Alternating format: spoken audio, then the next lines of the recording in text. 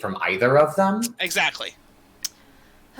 All right. Well, I just went live. I guess I'll just have to fix the overlays. everything. You Thank drive you. me crazy. There Thank it you. is. And not in a good way. Not in a Britney Spears way. So, Sugar. last time on Descent into Avernus, we had finally reached the Drow. Oh, well, no, before the Drow, we met a nice demon whose name was Benjamin. Yes. Benjamin the Rock, the Vrock.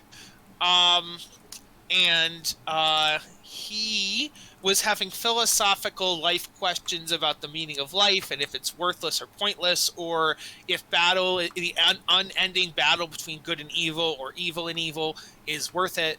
And we, for some reason, sent him to the Moonstorms. Everyone should go to the Moonstorms. That's apparently where we're just throwing all the NPCs we find. Either High Hall if they go to High Hall if they're useless NPCs. They go to the Moonstorms if they could be potentially useful in the future. Damn straight. And so, then we proceeded to the Drow Embassy, where unfortunately we found Princess Caladay murdered by some sort of demonic Drow assassins. So not only murdered, but extremely recently murdered. Yes. Which is kind of infinitely worse. Yes. I did notice that no one tried to resurrect her. So I thought Do we not have the capability? You said it. Okay. So hold on, because you said it was an hour or more ago when we went Actually, there. and when none you, of us when had you the capacity. asked, you literally said because of the specific magic we could not. So yeah, they said they couldn't resurrect her. Oh, they tried. Okay. Yes, they tried. I can't imagine they wouldn't. Yes, exactly. Like, you don't bring a princess... no one even tried to resurrect them. Sorry, my memory was faulty. 1 second. Hello? Princess and without a cleric to Andy resurrect her. says hi to Wyatt. I only have Revivify. Give me a few more. Ooh, our food's here. Yay. Give me a few more levels. I'll yank your soul back from the dead. Don't worry. That sounds yummy. I guarantee you they have at least 2 scrolls of resurrection. 5-hour energy. I'm just saying, guys. I'm open for sponsorships. I'm open. Everyone's open for sponsorships. You want me to sell out? I'll sell out right now. Send me a script. Thank you. I'm the queen of the food. Andy says, tell Wyatt I'm sorry about D&D, and then huggy heart emoji.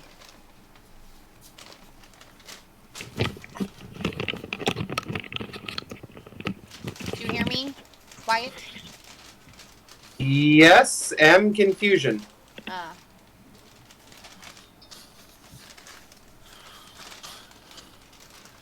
Okay, sorry about that. I'm not. You are forgiven. Food. All right.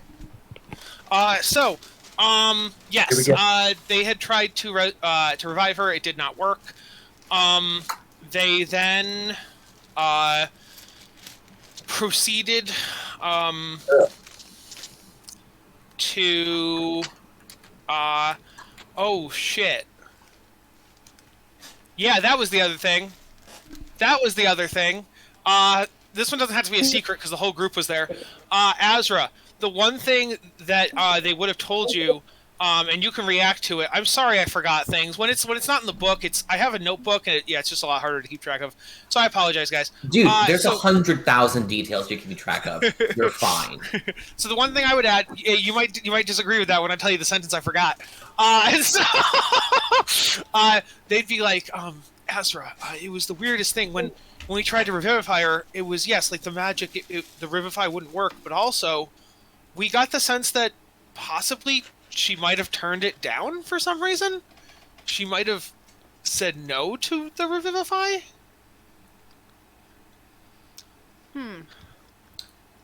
I don't think Azra responds, but I do think it breaks his heart. Get back. I don't think he has the words to respond to Captain Isavo in any kind of constructive way when he's given that information. But, he is shutting down. Okay, so we then were on our way to the chains. We went to the marketplace, and we fought a school full of children, and we murdered them. And They weren't only children. There were some old people zombies in there too. there were some adults. Yes. I have a question. Yeah. So at the marketplace, can we say like that I had bought armor or a shield or something? Yes. Anything that's in the player's handbook, you can buy at 1.5 the cost. What kind of armor can you wear, Eris? Yeah, I don't think you're proficient. Well, she I is can now. wear light armor and medium armor. Eris, If you can wear medium armor, doesn't Ryder have a set of extra armor in his inventory? I do still have my chainmail. Yeah, chainmail is AC 14 plus dex, so... So you It's get it for free. heavy armor, though.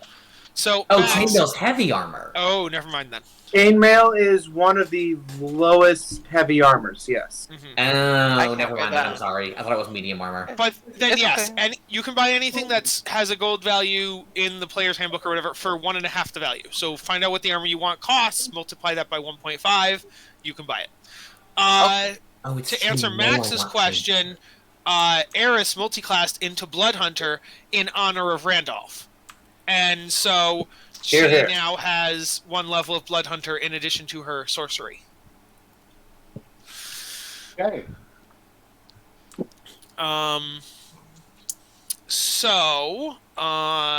Yeah. So then we left there. We went to the marketplace. We met a nice devil this time, whose name was Shish Kebab.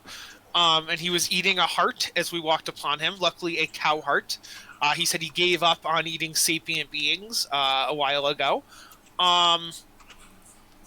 So that was a thing. We also sent him off to the elevators. Difference being, I think he said that if we ever needed to talk to him, we could say his name and his ears will literally burn. Unbeknownst to the party, Azra snuck away during the shish kebab conversation to have a secret conversation of his own with his new devil lawyer, Meg. Devil lawyer. I love it. It was an experience. Yes, and I also had to retcon something there too, but I fixed it.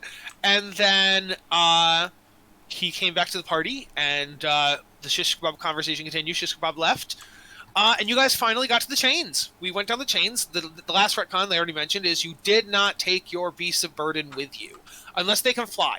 If you have a flying mount, then it could go like If a you bird gave or a flying something. mouse, then you're an idiot. With With the exception of Eris, who can fly on her own. Yes. So I think I did give Eris a flying mount specifically for that reason because she can fly anyway, so who cares? But yes. Could also fly, but that does not matter. What'd you say? Randolph's could also fly, but I don't Yes. think anyone's riding. I only did that because you were with them. Yes. So I was actually going to ask about that. All your mounts are staying behind. Eris can bring hers, but she doesn't have to. You do technically have Randolph's old mount. But yeah. So I'm just going to say all mounts stay behind, just for simplicity's sake. That's a decent ruling, I think. So, you guys then went down the chains, you snuck past the succubus, you snuck past the spine devils, and you leveled up. We arrive on the ground floor of Avernus. Let me read you what I can read you.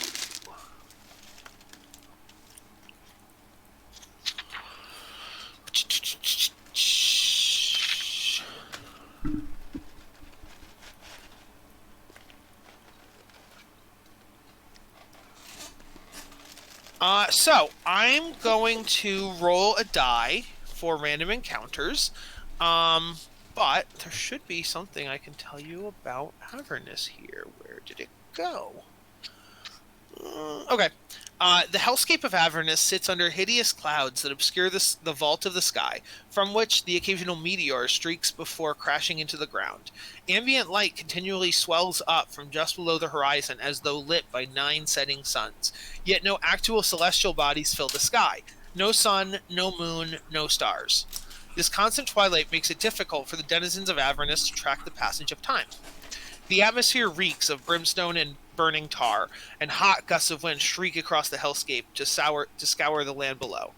Sometimes these winds swirl into immense sandstorms, which can strip flesh from bone and plunge everything into darkness. Biting flies, hell wasps, and blood-sucking sturges patrol the air, hunting for any source of blood to feed on. Swarms of them can grow as large that they can blacken the sky and deafen the ears with the sounds of their wings. On the ground, wandering bands of Nuperbos, blind, bloated castaways of the... Nuperibos, blind, bloated castaways of the damned, move by the thousands like living lakes of groaning flesh in their agonizing search for food. Bone fields, quicksand, bubbling tar pits, lakes of lava, canyons of wailing souls, and salt flats. I just like how that was just put in there randomly. Like, oh, there's very It's like, and salt. Right here, that's why. And salt flats made from the tears of the damned. All wait for those who wander the Jumped the hellscape. gun a little there, Colin. I did! Well, because there was a picture in between, so I thought that was the end, and I'm just like, and salt flats! Like, that is where that one ends. Well, that All sounds right. like poor editing right there. Exactly. Whoever All wrote right. this travel guide is an idiot. Who puts an illustration in the middle of a sentence? Alright, so I'm gonna roll a random encounter as you guys attempt to, and Lulu will be like, Guys, I know exactly where Fort Knucklebone is. This'll be easy. This'll be no problem. This is Yeah, right. We're gonna roll a die and see if that is the case. You will forgive me if I am somewhat doubtful. Hey guys, if we find a Cyberx, can we keep it as a pet? No. Mm-hmm. Yes! Has someone been reading the book? No, I'm just kidding. And so No? I just want a nasty floating brain thing as a pet.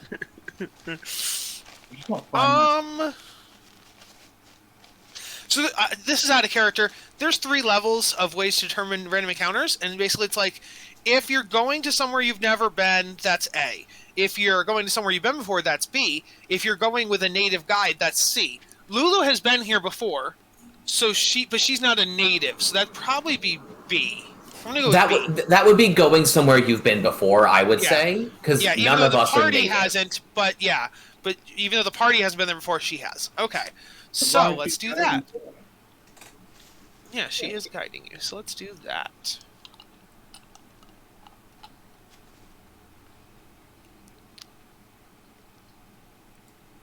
Okay, you guys don't get a random encounter.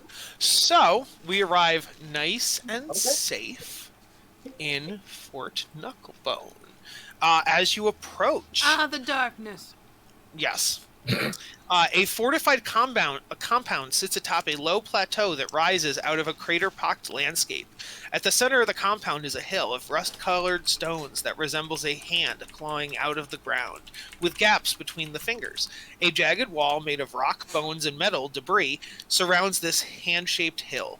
Other highlights visible from this distance include a gatehouse atop which stands a half-dozen small figures on watch. So I will now unveil the thing. Let's go. Dog? I know I hit reveal. I know it. I know I did. There we go. Hey! Oh, hi. Oh, uh-oh. Uh-oh. What are those I don't things? like this. I don't like this. 1 second. Oh, Joseph knows There what we those go. are. There's that. I'm going to actually reveal the whole map. I just moved all the tokens to the GM layer because you could see, like, the mountain from the outside. You just couldn't tell what's in it. But, as you can see, there is indeed a giant hand in the middle of this mountain. I'm going to confirm. A hand print, not a hand, right? Yes, a hand print. Okay. Yes. Okay. Very important distinction right there, my man. Okay. So as you approach, you do see these figures. Oh, fantastic. I know what those are, but I don't think Asper does. So cute. Ryan? Okay. Okay, we have different ideas of what that means, but sure. Yeah, oh, I should probably get, here. People collect little gnomes here too. I get it. For intents and purposes, this is the party. Jukes is the party. Okay, And if you guys remember, you were going here because Lulu and Older Ravengard had a vision of the past of Kenkus and Devils and Demons and Lulu. And then that made Lulu have a memory trigger where she's like, oh yeah, I know 2 Kenkus that could be super helpful to us. Let's go find them. And so that's why we're here. Gotcha. The Kenku's names are Chukka and Clunk. Of course, no, that's right. I remember that. That's a thing that is real. Chukka and Clunk, huh? Yep. That's why I said in the other campaign, I'm like, their names are always sounds or like weird shit going on. Yeah. What do you guys do as you approach the fort?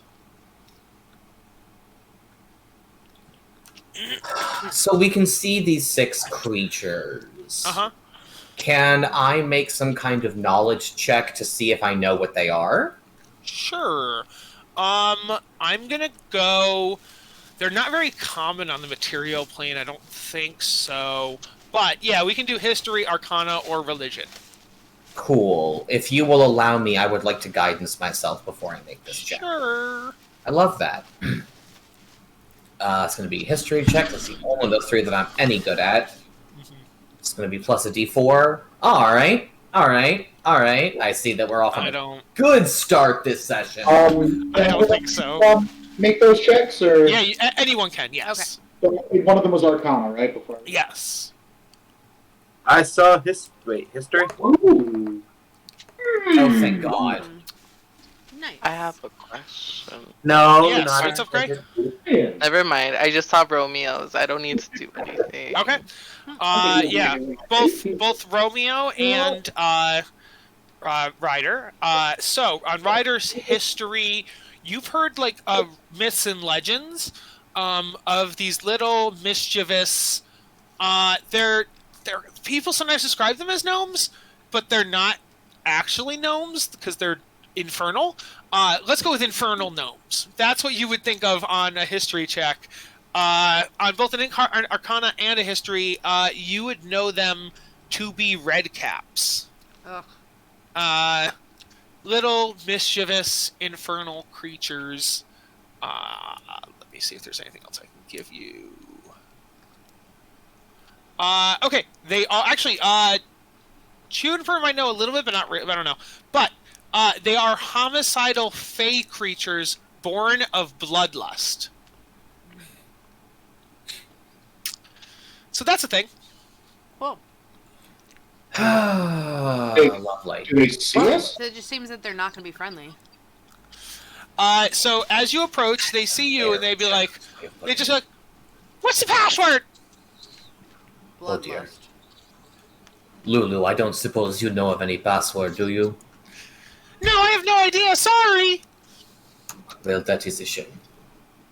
Don't come any closer unless you got the password. Is it password? I shouldn't have phrased it like a question. You see the 3 that you were just yelled at by these 3? These 3 come down off the tower and run over to this tower, and you hear whispering. Can the party give me a perception check to try to hear the whispering? Oh my God, are they asking if the password is password? Can I guidance myself again for this, or no? Yes. Ooh. Watch it be password 1. It needs a number and words. It's a 19 from Azra? Yeah, and a 25 from Romeo. You both hear you both hear the first group go over to the second group and be like, "Hey, what's your password again?" And then the second group goes, "We ain't got no password. What are you talking about?" And the first group's like, "But we always ask what the password is." And the second group's like, "Yeah, because we're fucking with them, see?" And the first one's like, "Ah, yeah." And so the first one walks back over to the tower and climbs up the tower. And they're like, "The password is not password."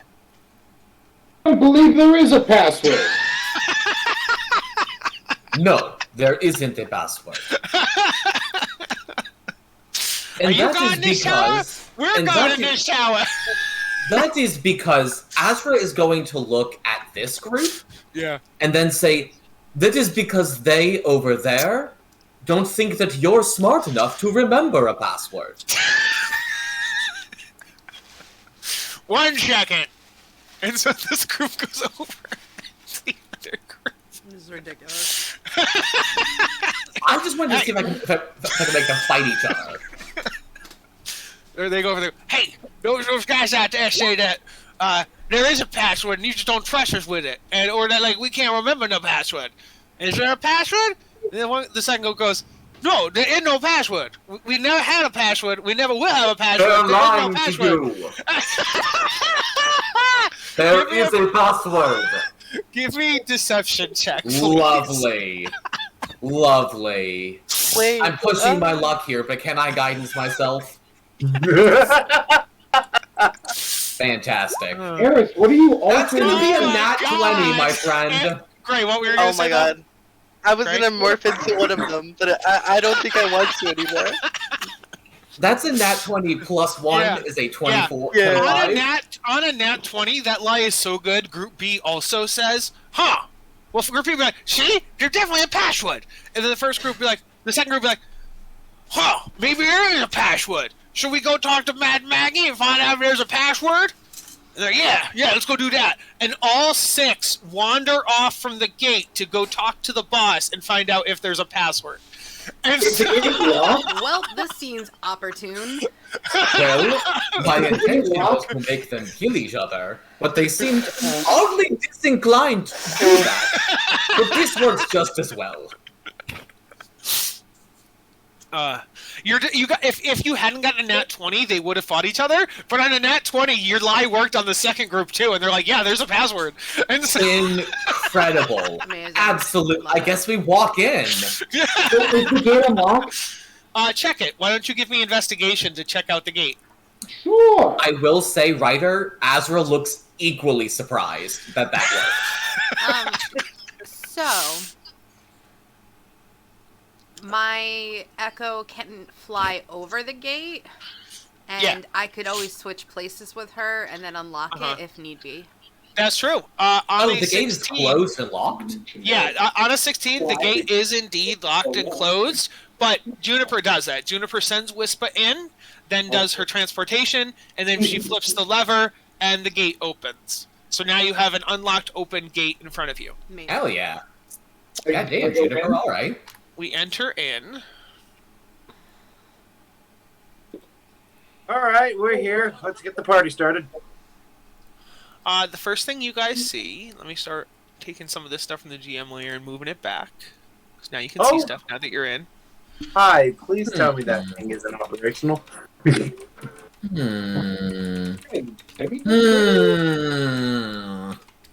Okay, Don't so like this.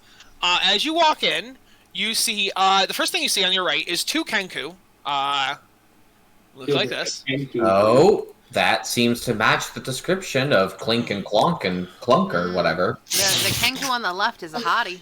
I know a hottie when I see one. And you see that they're working on this machine.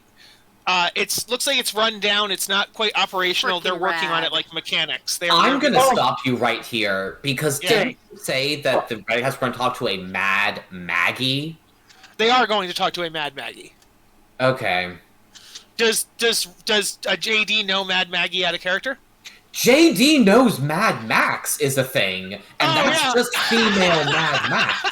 It is. That is a true statement. Yes. I didn't make that connection until you just said it. Good job. Oh my Oh god. my god, it's so- Mad Mag. Okay. Okay. Alright. I'll She's start gonna Alright. be a magpie. a little past the Kenku, you see these things. Holy has-been hotel, I know Batman. them from somewhere Yes. else. Yes, exactly. And then you also see this thing flying around the grounds, a little flying flaming skull. Hellrider. Just having a good time. Perched on top of the hill, you see another vehicle. This one's like almost like a little motorcycle type thing. Oh, that's kind of sick, actually. And then to your left, you see this machine. Oh, that's really That's sick, a dinosaur actually. one. Hell yeah. It's got a dinosaur head. That's a Power Ranger Zord right there, my friend. Hell yeah. All right. And then you can't see anything that's on top of the mountain, and you can't see anything that's behind the mountain. But yes, that's what you see so far. How tall is this mound? Let's see. I assumed that with the hand there was a depression in the ground, but it's raised. Yeah. Well, because I think probably there probably was like a mountain at one point, and then the hand depressed into the mountain. I think is what happened. Gotcha. But let me Interesting. see. I'd like to live in a finger. All right, we're not going to unpack that today. I was about to say, and moving right along. There's a All right, lot to so unpack. here's- there. There's no Just reason not to suitcase. just go find those Kanku people, like right there. Yeah. The area enclosed by the rampart is littered with trash and mechanical parts, some put together in a way that resembles a vehicle. Ramshackle structures built from the same junk as the outer wall provide shelter. A platoon of small fey creatures mills about, all looking like feral gnomes. That's what we just talked about before. Several of them sport tall red caps, some of which drip with vile ichor. Ichor. A pair, and then we talked about the Kenku, and they're examining a strange vehicle, chattering to each other in high-pitched squawks. These Kenku carry an assortment of strange tools when they see you, which they haven't yet. So yes, you guys said you were going that way. In answer to your question of how big the mound is, I don't actually know. So let's go with 40 feet in total from the bottom to the top. So it's more like a hill than a mountain, I guess. Gotcha. Okay. Yeah. It's more of a mound than a mountain. Yeah, a mound. Yes, exactly. So the party approaches the Kenku, Chukka and Clunk, and as they see you wander over, they turn and stare. One of the Kenku waves in your direction, as if telling you to remain where you are. So I guess not really a wave, more like a stop. And then one of them says, "What a deal! Patience is a virtue. Can't keep the boss waiting." And one of them runs off into the mound in the same direction the red caps ran to. Oh dear. Moments later, he returns, leading a tall creature wearing a long, tattered shift covered in mud, blood, mold, and worse. So I will get them now. Yeah, he Pleasant. did that, Ted. I want that one.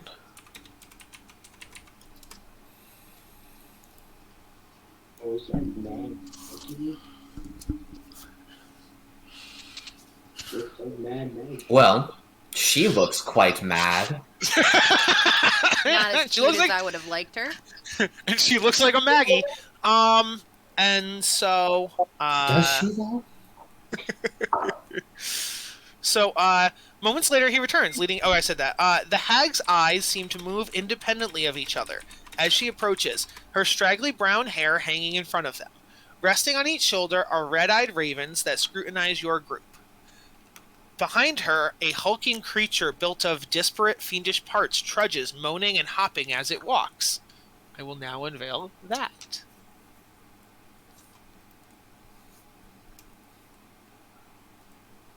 Oh, I don't care for this. It's in existence. Whoa. Oh dear. He's literally if you made a Frankenstein out of different demon and devil parts. What's up with the feeding tube that goes back into himself? I don't care for that. It's not That's a human bad. centipede. It's a monster centipede. I'm so uncomfortable. Yeah, Then- same. Then both of what? Nothing. Okay. Then both of the hag's eyes focus keenly on your group, and on Lulu specifically. Ah, my goodness! The hag croaks, spittle dribbling from her mouth. Where did you find such a treasure? As she walks over to Lulu and starts like pinching Lulu's cheeks and pulling on Lulu's trunk. Azra is going to grab her hands as she does this, and he's going to say, I recommend you take a few steps back. Hey, no problem. You don't often see celestial creatures down in Avernus, but very good, very good. What do I owe the pleasure? I'm Mad Maggie. I suppose it is a pleasure to meet you, Maggie. There's like a moment where Azra almost calls her Margaret, and then realizes that no, her name probably is just Maggie. Maggie. We have actually come to speak to... Oh, she holds up her finger. No, she holds up her finger. She interrupted you on purpose. She holds up her finger, and she goes, and this is Mickey the Flesh Golem. Flesh Golem. Azra keeps his eyes trained solely on Maggie, because looking at Mickey will make him very uncomfortable. Juniper goes, why is he eating himself? It's so he can recycle his own fluids. He's completely efficient. The ingredients I put in, he never has to eat or drink again. So he makes no waste. Then why does he have to redo his fluids? No. He makes the waste, and then he imbibes them, and then it's just a cycle of no future waste and no future product. Azra is going to mutter in think that's Elvish how it works. every single word. Waste is waste for a season.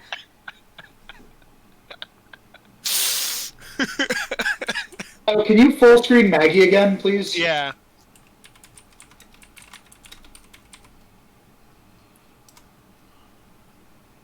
Cool. That's a Borderlands boss. You will be surprised how much of this module has to do with Mad Max or Borderlands. I mean, I like her feel like- belt. I feel like Azra and Ryder share a pretty significant glance during this whole exchange. Yeah, this is Would you describe that as pink? I don't think I'd describe that as pink. Oh, think that's God. pink. I looked away and turned back, and then it was this. Oh, did it to me again.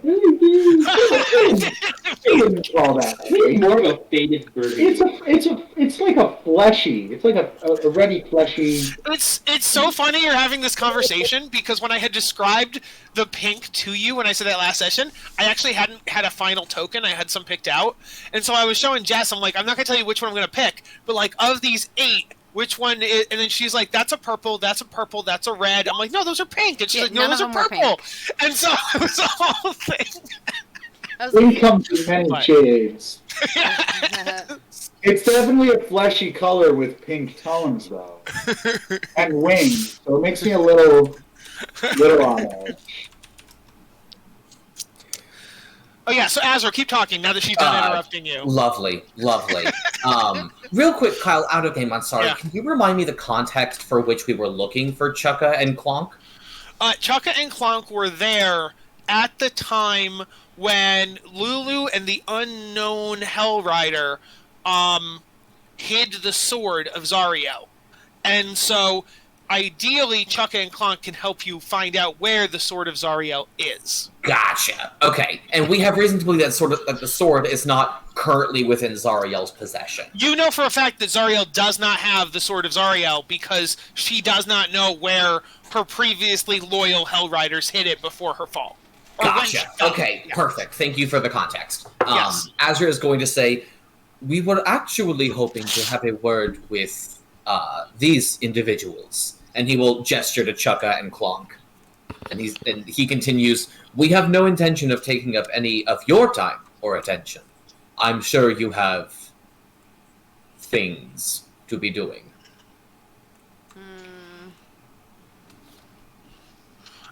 She would respond, and she would say, as far as I know, everything that could be helpful to you from these two knuckleheads, and points at Chaka and Clonk, should also be known by Lulu, your elephant friend. Lulu's She having... knows Lulu's name? She has heard of Lulu through Chaka and Clonk, and Interesting. you don't know, yeah. As Azra files away, she knows who Lulu is. Like, she just said her name.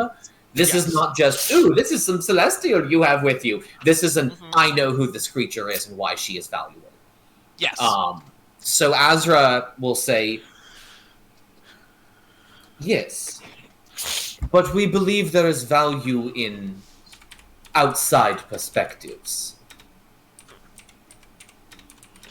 By your leave, we shall take these two. She looks at. She goes. You won't take anybody, but you can talk to them. But what I will say is, and she like puts her hands not on Lulu, but like around Lulu, like as if she's trying to feel like magical aura. Stop groping her aura. She's doing an Arcana check on Lulu, basically. Is the Azra, idea. I don't know if Azra would let her do this. Like, Azra took her hands off of Lulu before. I think that he physically interposed himself between the two of them. Oh, okay. I don't think he wants to let her near him.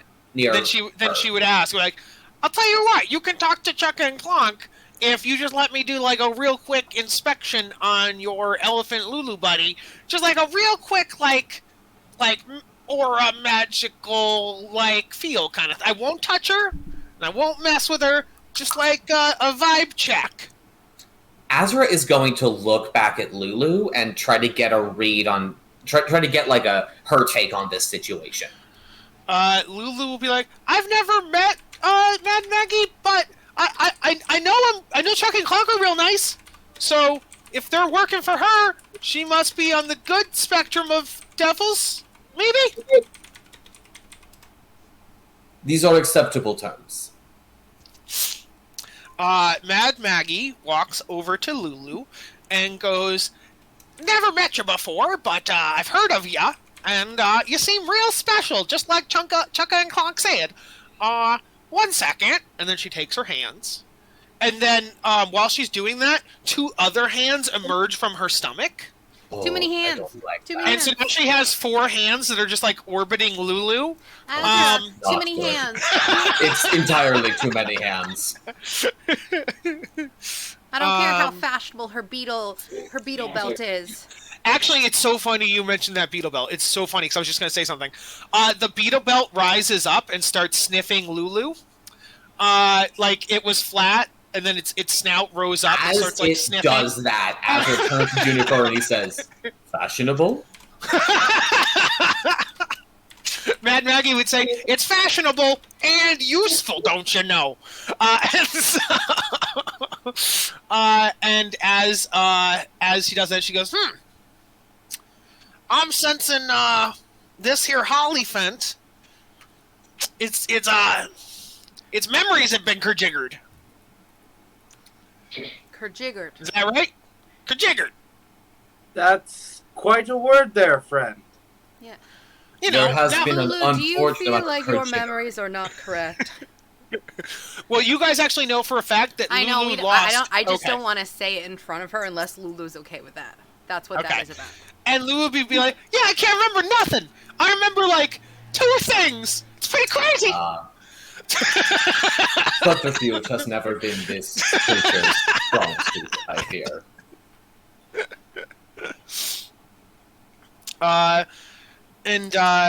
So then Mad Maggie would be like, also I get some kind of not only celestial, specifically Zario magic coming off this Hollyphant. So that's pretty weird. Yes. How strange. To my knowledge, they used to be BFFs, right?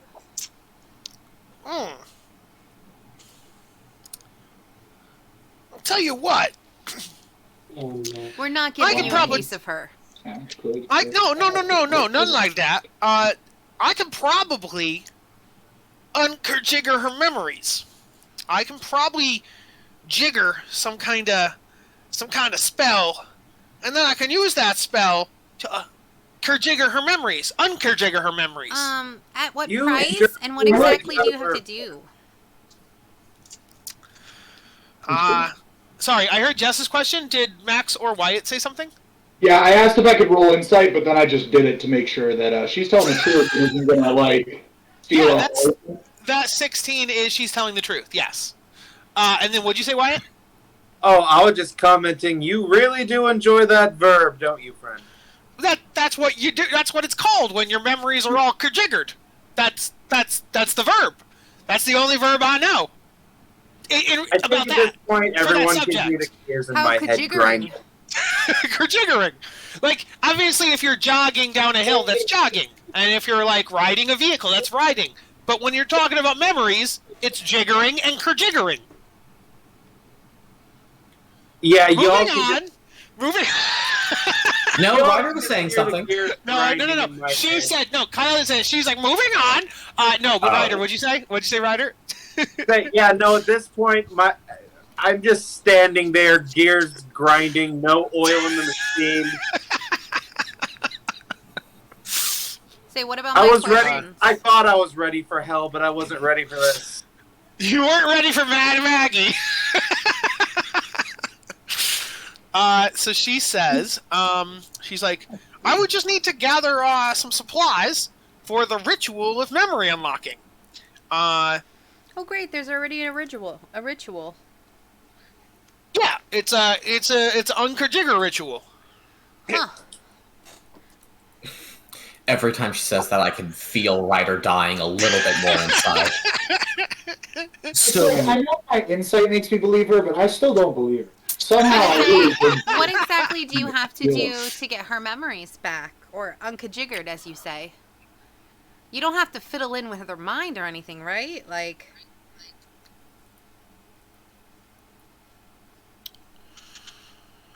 Well, her mind has been fiddled with. I'm gonna be. Oh, fiddle's a good. Fiddle kind of works. That's a good one. Hey, and she gives you a thumbs up. And so. Juniper just kind of like oh my god, I new word! looks at her. I still like Jigger better, but fiddle works. It's a good synonym. But I muttered to Ryder, we were so close. She goes, let me see here. Is there gonna be some kind of a fetch quest, Kyle? I mean, it literally is. But she's like, I'll tell you what, I'll go check my books and see what I need, if I need anything for the recipe, or if I just got to gather it together and stuff. You're free to explore the compound. Talk to some of the members of my gang. Yeah, she used the word gang. Just she's as like, an if you- aside, you should probably get those red caps a password. Otherwise, they're gonna be pretty upset.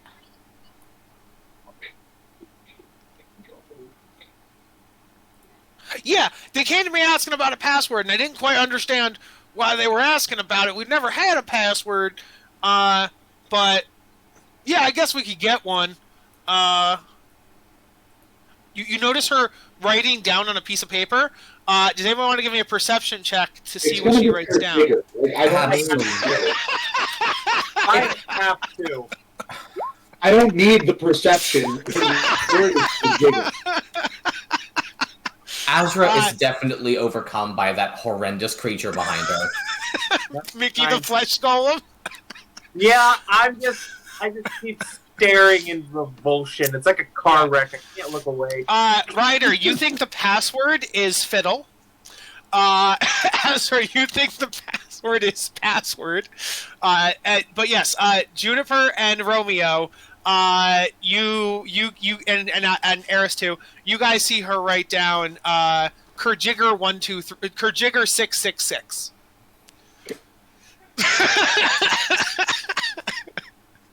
Amazing. What is this creature's name behind you again? It's a good old Mickey. Mickey the Flesh Golem. Does Mickey talk? Physically can't. Well, he has lots of hands, and he could speak in sign language, or maybe like thrumming, or humming, or click-clacks, or... Seems awfully rude to not let him communicate. How does he respond to you? Generally requires some degree of intellect, which I don't know if a flesh golem possesses. Well, you don't know. Maybe she put a brain in him. She would say he moans, and like we just kind of take his moans and like figure out what they mean. I guess you could say moaning is Mickey's language. Now, when you say moaning is Mickey's language, does that mean moaning is Mickey's language for the purposes of the spell tongues, or does that mean that? Holy shit! He does not have a tongue. So I don't think the spell tongues would work on a creature that does not have a tongue.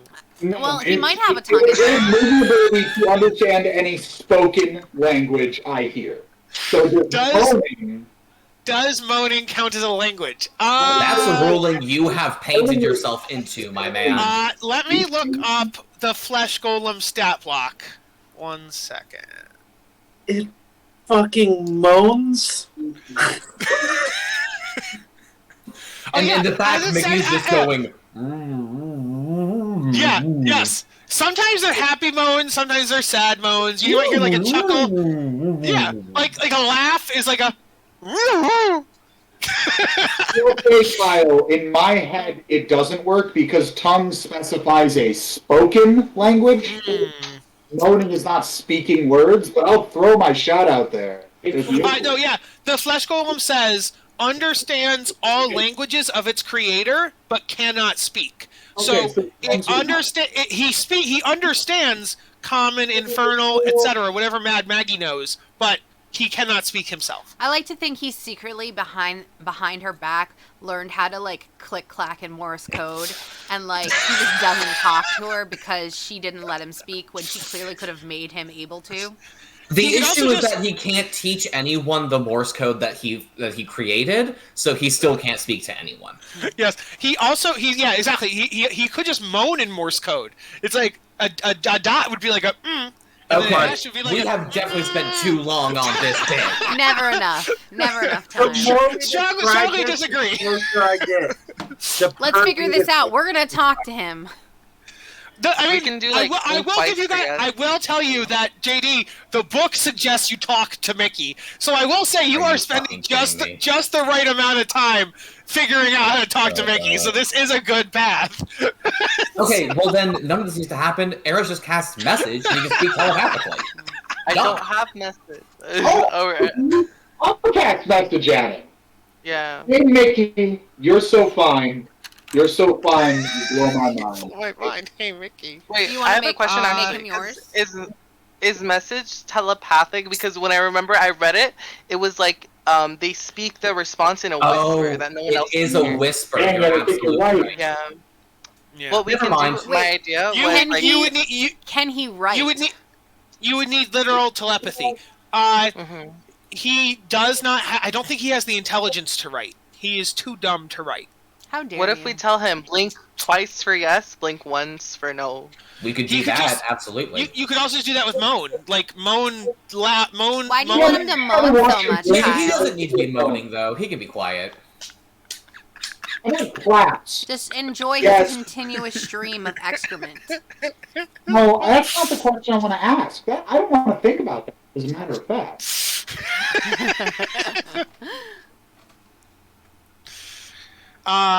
Interesting fact about Mickey. That worm thing, the thing that goes from his mouth to his stomach, is also moving. Like it's a continuous loop. No. Like it's undulating in a circular pattern. No. So it's like as if it's pretend a worm was a circle, and so it's worming in and worming out, and then worming in, and no, Kyle. That's happening. And so... The more you describe this, the closer I get to purging this thing with holy fire. The more you describe this, the closer I get to leaving the campaign. This is horrible. It's clearly about to go stitched. on a How can it one-man continuously crusade through move hell. if its mouth is stitched to it? Look at that. It's stitched. Okay, okay, I shouldn't have said moving like a worm. I think undulating was the better Or term. like It's undulating. pulsing. It's pulsing. Yes, that's the better term. No, Definitely marginally.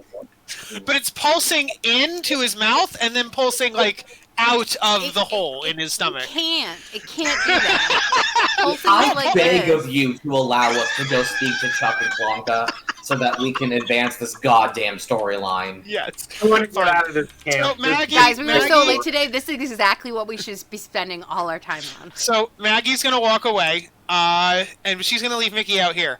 And so you guys are now free. Fine. You are now free to talk to Chukka and Clunk, or Mickey, or this weird flame skull, or these weird devil creatures, or explore the rest of the base. You have free reign. Yeah. Say Juniper goes up to Mickey. Azra is going to speak to Chukka and Klonk. We're splitting the party. Ah! Juniper just says one thing. Let me know that you're being treated well. Blink 1 for no and 2 for yes. And she stares at his eyeballs. He blinks once. Once was no, Kyle. Oh, wait, was once no and 2 yes? Yeah. Oh, he blinks twice then. Okay. Thank you. Juniper was trying to trick the DM by doing it that way. All right, and she's like- wait, no, he would do something. He'd point at Mad Maggie as she walks away and blinks twice. He points at the red caps and blinks once. Are they bullying you? He blinks twice. Well, I'll talk to them. If you have any troubles while I'm here, and she kind of pats his claw, you come to me, okay? I won't let them treat you like this. He blinks twice, and then he moans really loud, and he points at his foot. Oh, is something wrong with your foot? He blinks twice. All right, Juniper goes down and takes a look at his foot. Yeah, why don't you give me a medicine check? But I'm so skilled at that. How did you know? Oh, actually, if you want to roll insight first, yes, roll insight first, please, actually. I'm also so great at that. How did you know? Oh, I got a nat 20! Okay. Oh, shit. On a nat 20, you realize that at some point Mickey either fought a bone devil or just stepped on a piece of a bone devil, but he has a fragment of bone devil stuck in his foot. I'll call Ryder over. Ryder, can you help me with this? Our friend here is hurt. Don't do it, Ryder. I like how Ryder, you the have person such who hates this a creature the most. yeah. I like that you have such immense empathy and sympathy for Mickey the Flash Golem. Oh. Just because he's different doesn't mean he's bad. Yes, it does. Actually, I mean, this is his based on the nat 20 insight. I will also tell you, Juniper, Mickey is a sweet, dumb brute who is loyal to Mad Maggie, but he is sweet. I knew it. I could tell by his claws. Ryder, get over here. God's above me. Have him sit down.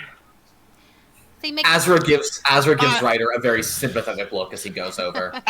Mickey wanders over to like a place he can sit down on a ledge or something, and you notice every time he steps on that foot, he moans, and which is the only sound he can make, as you know. But he's like,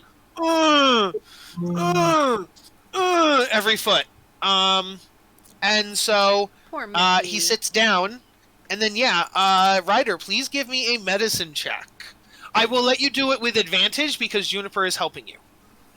I hold his little claw and I pet it gently. Don't worry, it'll only hurt for a second. We'll fix you up. All right, let's see here. Nice. Yeah. You successfully pull the fragment of the bone devil out of his foot. I am going to look at him and say, you might want to grate your teeth. Hold on to something. And yank it. Mm-hmm. You just hear a... Juniper just pats his after- back in a space that does not touch that worm thing. Don't worry, buddy. It'll be okay. And as you do that, as the scream echoes, a couple of the red caps are wandering by. Most of them have gone back to the gatehouse, but a couple are wandering by. And they see you do that, and they're like, "How we're supposed to do to Mickey if he don't got that bone fragment anymore? Like, whenever he would be in pain, we'd all pretend like we were in pain, and we'd like a dance. We call it doing the Mickey. Now we can't do the Mickey no more. It's called You Could Do the Mickey on your own damn self. Leave him alone." You travels don't seem no good. We like Mickey the way he was, see? And so you prefer him to be in pain? You know what?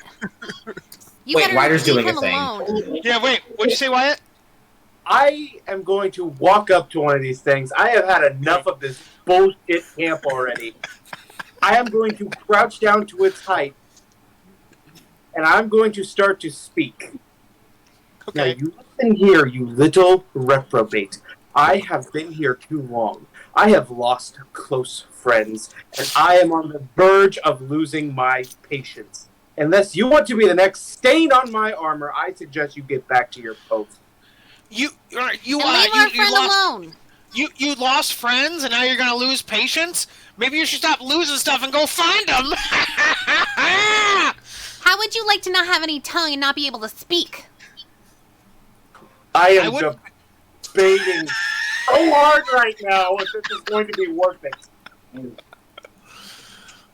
We're loyal to Mad Maggie, and so as long as you want her help, we're gonna do whatever we want.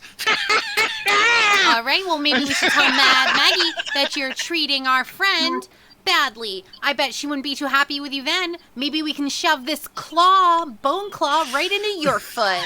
And she picks up the bone claw. You can do the Mickey with your friends by yourself. So he would look over at Mickey and be like, "Hey, Mickey, you don't mind, right? We're just palling around, right?" And then Mickey's like, and they're like, see, he likes it. He likes having friends. Excuse me, but he clearly said no, and that hurt, and you hurt his feelings. So cut it out, or I'm gonna take all your red hats, every one of them. Mm-hmm. And at that, he will walk away, and he'll be like, damn, travelers are messing stuff up. I forgot your bone claw. I'm pretty sure it's supposed to go in your foot. If you guys want to, for some reason, add Bone Devil Fragment to your inventory, you may. I don't know if any way, shape, or form that could come in helpful later on. But See, Juniper just goes and she pats his back. Don't worry. I'm putting it in my backpack. Mickey looks at the two of you, and you would get the idea that he's attempting to smile, although he can't. As you mentioned, his lips are sewn to his tube, his worm tube thing. But his so eyes shine, doesn't it? His eyes shine, and then he points at Mad Maggie, where she walked to, and then tries to smile again, and then he gives you a thumbs up. All right, I'm glad to see your spirits are lifting. You go have a good time with Maggie. We'll see you around, Pat. And then Juniper just hops off towards the rest of the group. I think I'm going to approach Azra. If we do not leave this camp soon, I'm going to lose my mind. I have some sad word for you, Ryder. Please roll insight, Ryder.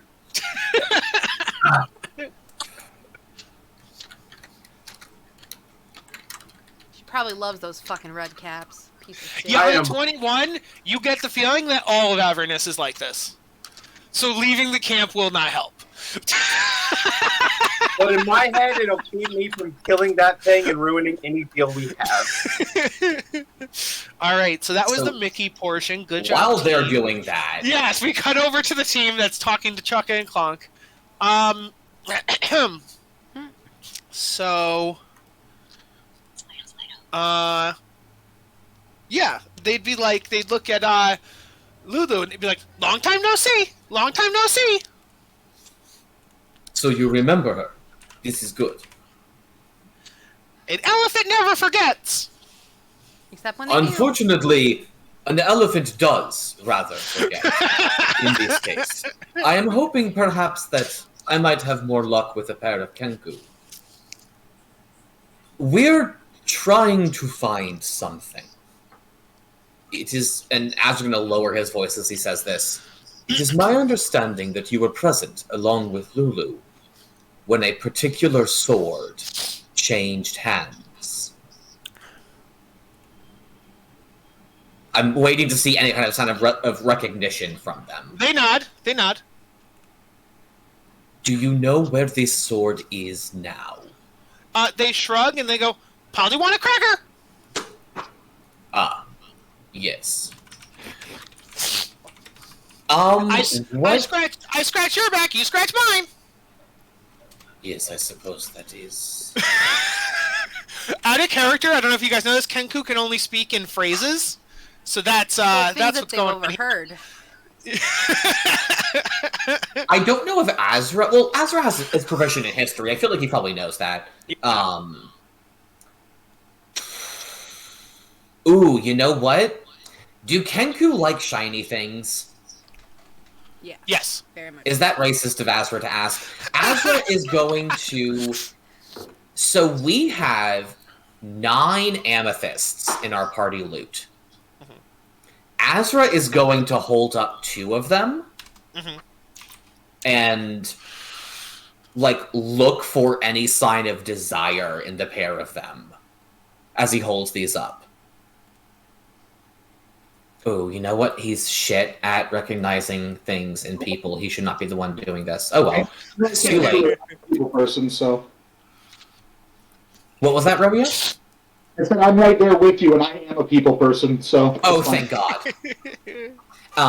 He is going to say, I believe we might be able to come to an arrangement, yes?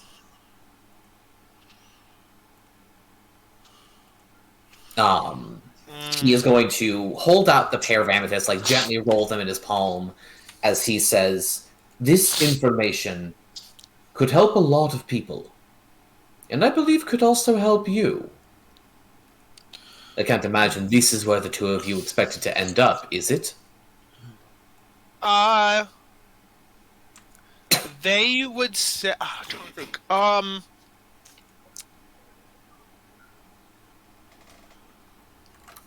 It's really hard to speak as a Kenku, so I'm just thinking. It is. They would say, money is no object.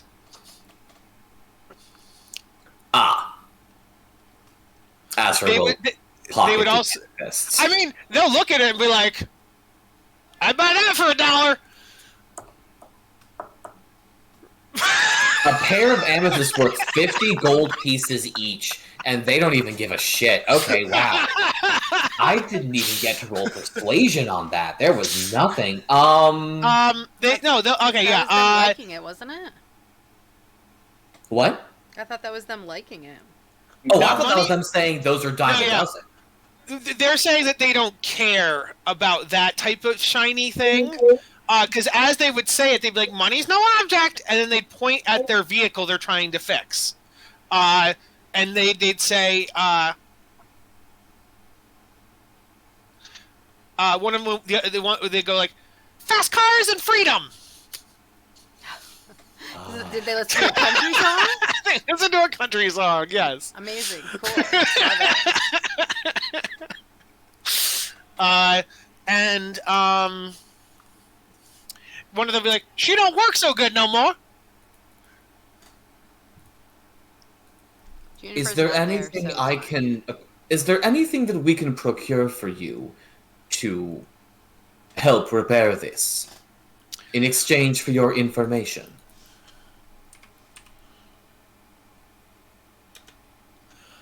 Let me think. How would they phrase this? Azra's going to pre-cast guidance on himself while thinking. Yeah.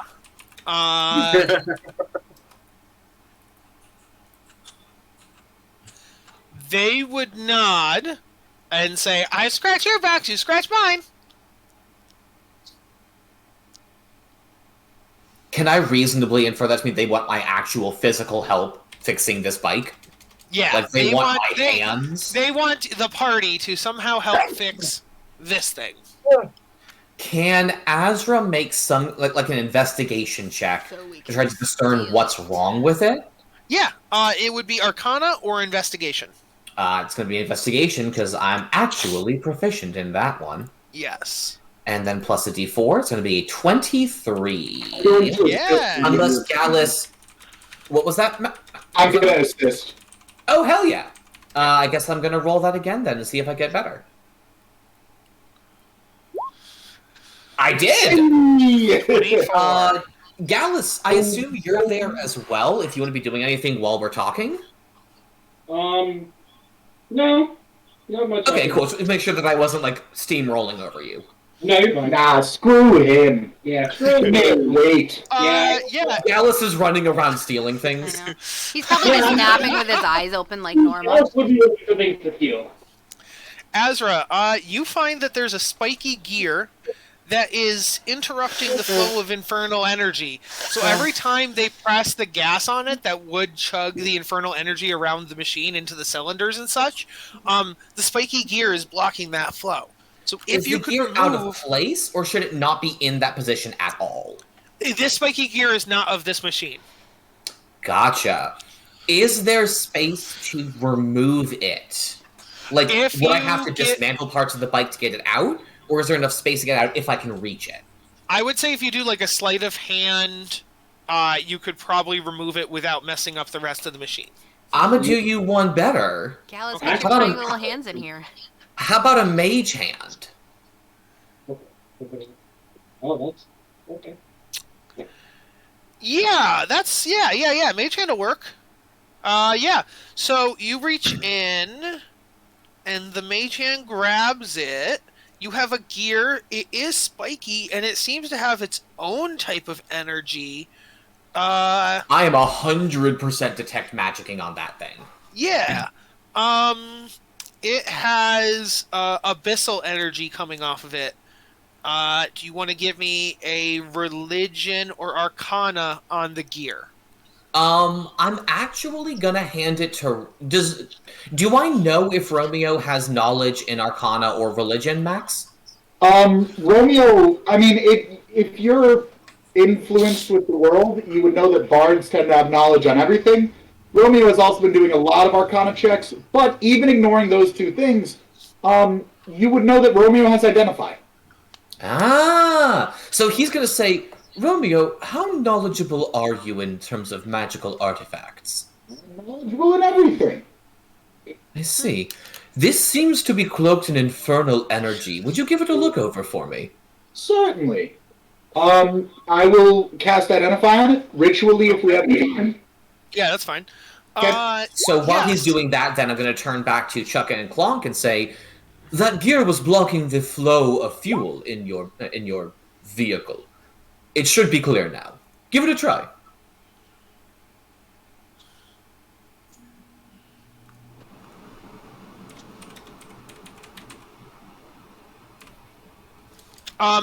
So yeah, they walk over to it and they rev it up, and you hear like a.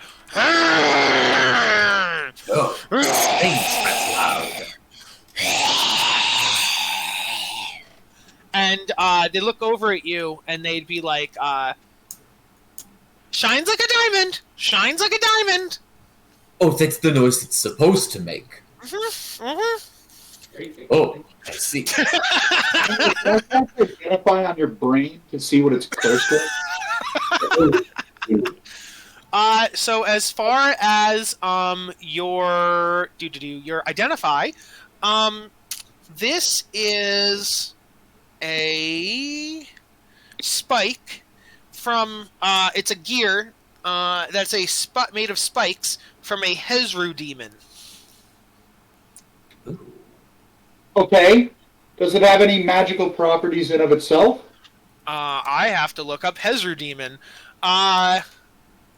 Let's see.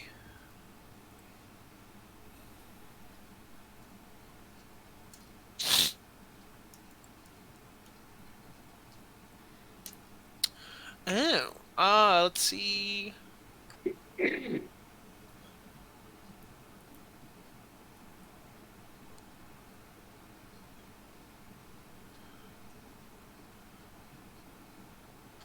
Yeah. So, when activated, when you like use it, any creature that starts its turn within 10 feet of the Hezru must succeed on a Constitution save or be poisoned for 1 turn. On a successful throw, the creature is immune to that poison. Can I activate this item and then have it be any creature within 10 feet of me, or does it include? Yes. Oh no, it would be any. It would be. It would exclude the person who's using it, but it would be friendly fire. So you'd want to only use it if you're not within 10 feet of friends. That's fascinating. Or within 10 feet of Azra, who has a huge bonus to his con saves. I would actually give that to Azra because of A, the bonus, and B, the fact that I'm never in the front lines as a general rule of thumb. So I'm not usually next to enemies. What does it That's cost really to smart, activate it and because- deactivate it? Well, because Azra also projects his aura that increases saving throws around him. Exactly. I think you just will it active.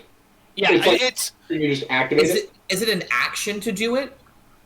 It doesn't say. I'll rule it as an action. Yeah. Oof. Okay, that's nasty. Yeah. But Oh well, I guess if it doesn't, well, we can talk about that. It doesn't say, so maybe Max is right, and it's more just like a free object interaction because it doesn't state whether it's an action or a bonus action. I'd imagine it'd be an action, but how good is the poisoned condition? Poison Not that condition, good in doesn't that just 5e. mean you have disadvantage on stuff, on everything? all attack rolls and ability checks, Mhm. which is, I mean, in terms of combat, if Azra pops that in a crowd of enemies, that's pretty good. Mhm. Assuming that they aren't all of You could do that instead of dodging, for example. You know what I mean? When you're really just trying to soak it up. Yeah. I think that there's a lot. I think that's having it be an action makes sense as a magic item. I'm gonna say Okay. Action. it's a DC. Oh, it's a high DC too. Okay. Damn. It makes you All right. smell. You're gonna be a smelly boy. It does I am make gonna you get- smell. So I am gonna be a smelly boy. 1 second, y'all. My food just got here. Hold on, You please. need us took a fucking shower. Ooh, food. We're all smelly. Smelly and hilly.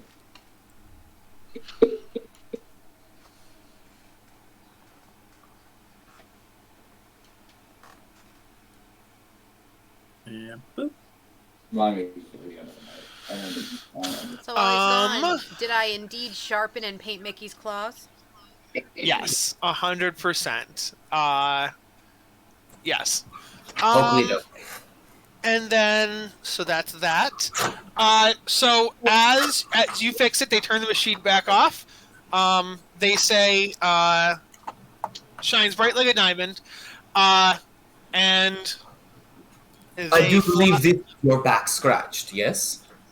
they nod and they would say,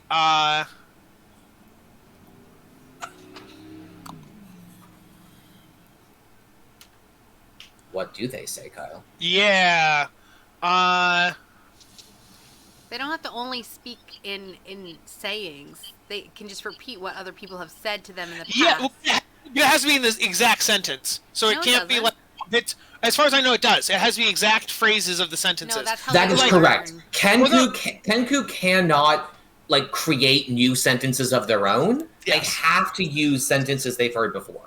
Because yes, if it were just the fact of hearing the word, then a parent then they could just go to speak to like an English teacher, learn every word, and then mimic those words. It has to be like whole sentences. So, it's gonna be me. No, so Thank Uh, you. what? Thank you. Oh well, yeah, but they're trying to they want to give the information you asked about, and so now they have to give that information. So I'm trying to figure out how they would do that. Oh yeah, because they would have heard this sentence before. They would have said, "Avernus changes. It is never the same. Maps don't make sense." Okay.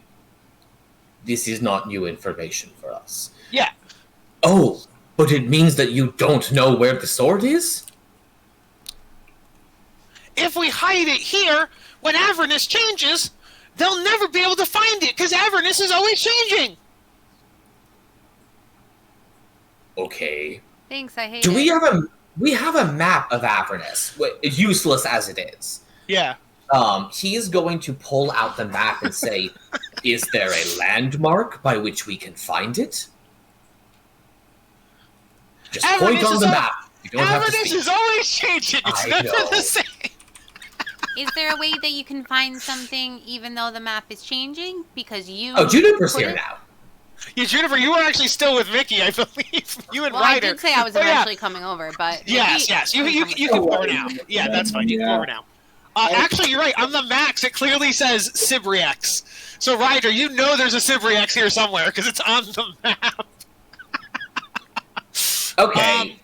So Azra is going to say, "If you forced us to fix this contraption for you without any form of informational compensation, I am going to put things back into it."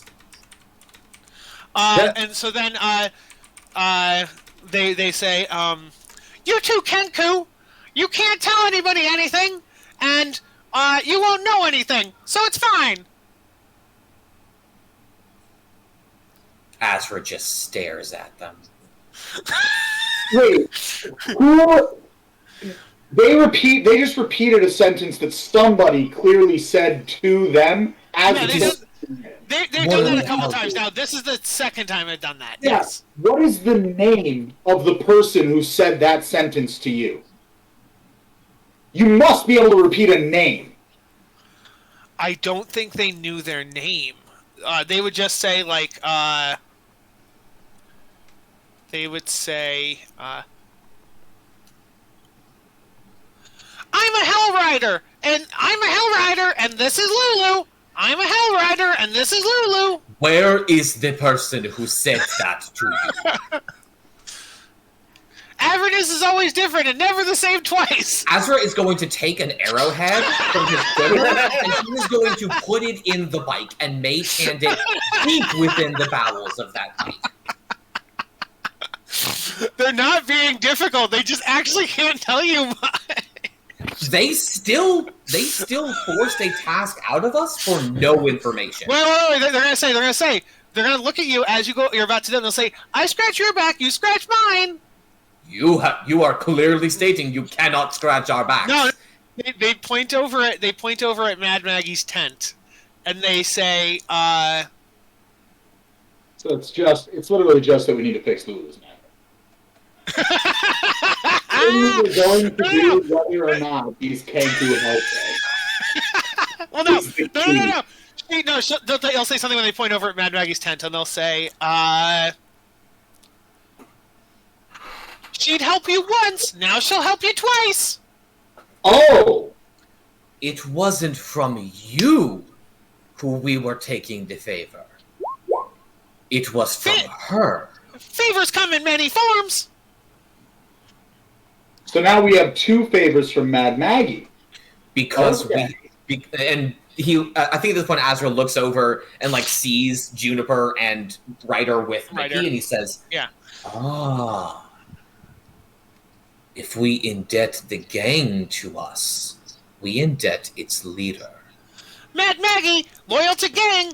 Gang loyal to Mad Maggie. Wait, doesn't that mean that she'll owe us another favor for helping Mickey? I think that was the second favor. This is now the Do third. us a Yes. favor, and now we're two in. Yeah. So now this is now three favors in at this point. Yeah. So Oh, okay. Should we go tell the Red Caps one- that they have a password now?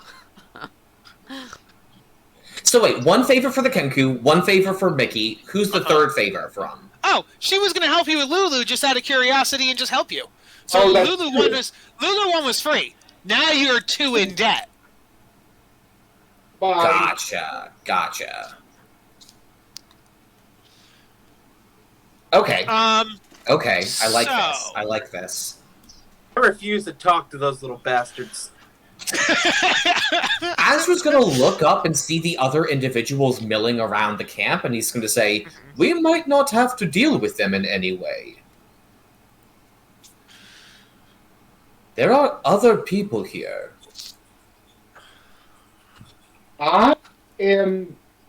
I personally feel currently safe.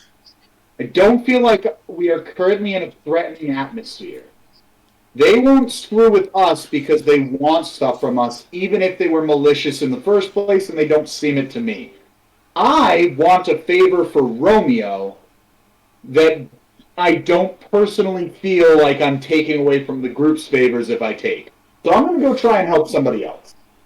Chuck and Clonk, as you go to walk away, when you said you feel safe, would just be like, Mad Maggie gang, strongest! Mad Maggie gang, strongest! Yes, but I don't believe they're going to be fighting me anytime soon.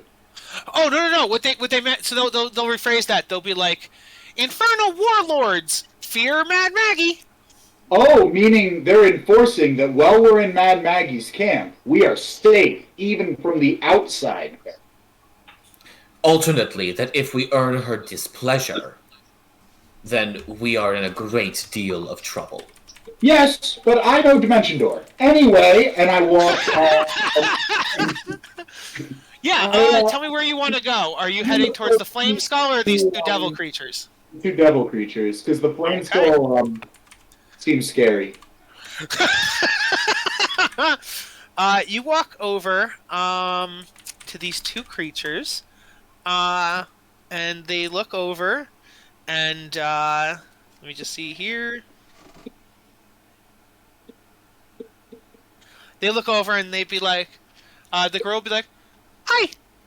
And the guy would be like, hey, what's up? Hi. What's up? Kyle's trying to be smooth voice, makes me laugh. What's How's it up? going?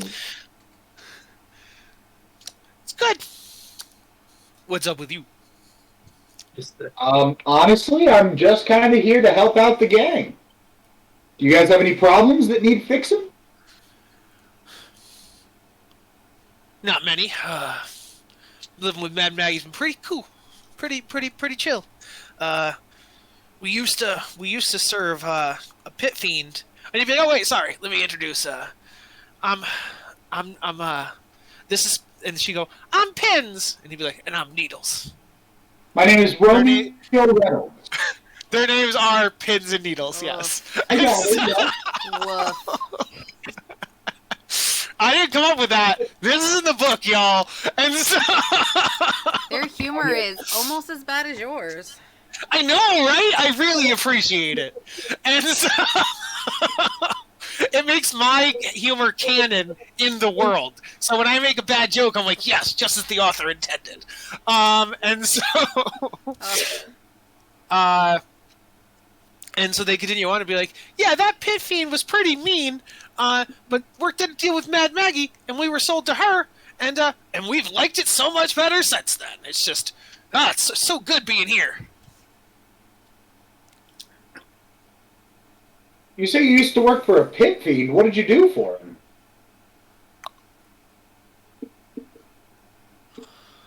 Well, we're imps, so it ranged from, signing deals to, like, sneaking in places, and, yeah, sometimes, not much combat, but, like, once in a while, some poisoning, or, some stealth, like, and he does this thing across his throat. Hey. But not anymore. Yeah, now we just kind of relax and laze about, and once in a while, the magpies, points over at the Kenku, or, the little bastards with the hats, they'll ask for help, but usually we just kind of chill. Yeah, man, chill. What about the flaming skull over there? Does that need assistance? Oh, you mean Barnabas? Yeah, I do. I love the name. Fantastic name. First name Barnabas, last name Flameskull. You lost me. His name is Barnabas Flameskull. Is he supposed to be on fire? Like, is he all good? I mean, you can go talk to him and find out. Yeah, Barnabas is real chill, real nice. He's cool. He's a cool dude. Well, you guys seem pretty cool. Do you think perhaps I could maybe get some information out of you? Yeah. But you did mention helping us. I didn't want to dive right in. Wanted to get know you a little better. But we actually could maybe Yeah, we could definitely use some help. Needles is beating around the bush, but yeah, I mentioned those caps were a bastard.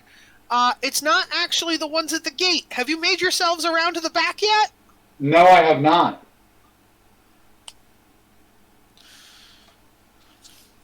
Well, you'll find a group of madcaps. I will now reveal the madcaps now that you've been told what they are and where they are.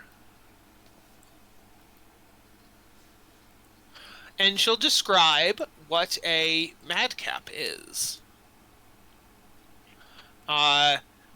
It's a red cap that has, like, fully devoted to, like, the bloodlust and, like, soaks their clothing in blood and then, like, only drinks and eats blood. And so they're a little crazier and a little more malicious and not as fun. I will punch that thing like a fucking football. I see. And what do they work for Mad Maggie? Yeah, unfortunately. They're probably the dickish of the bunch. What We deal with them. do you want me to do then? I can't remove them if they work for Mad Maggie. Well, no, but you see, there's one of them, Wazik. Wazik played a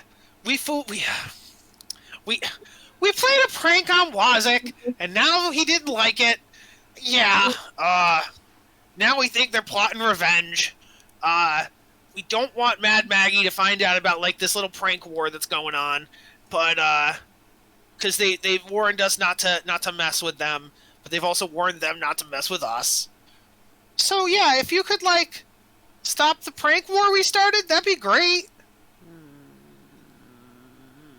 What was the prank you pulled on them?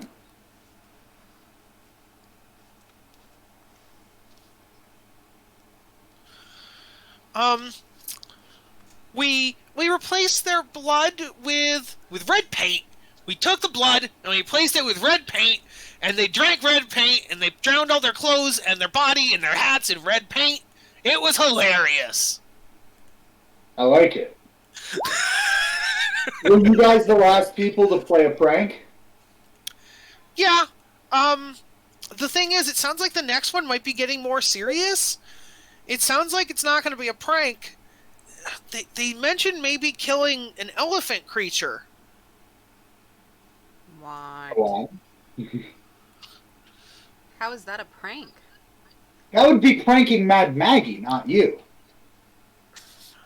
Alright, how about this? I will convince them not to do this prank, and in exchange I can come, I will gain a gang favor. Why don't you roll... Does anybody want to roll insight on these two? I gladly will. I thought I was alone, but if anyone's with me, feel free to assist, or whatever. I'm gonna say, I don't know where you are, but they're awfully close to me. That's why I was wondering.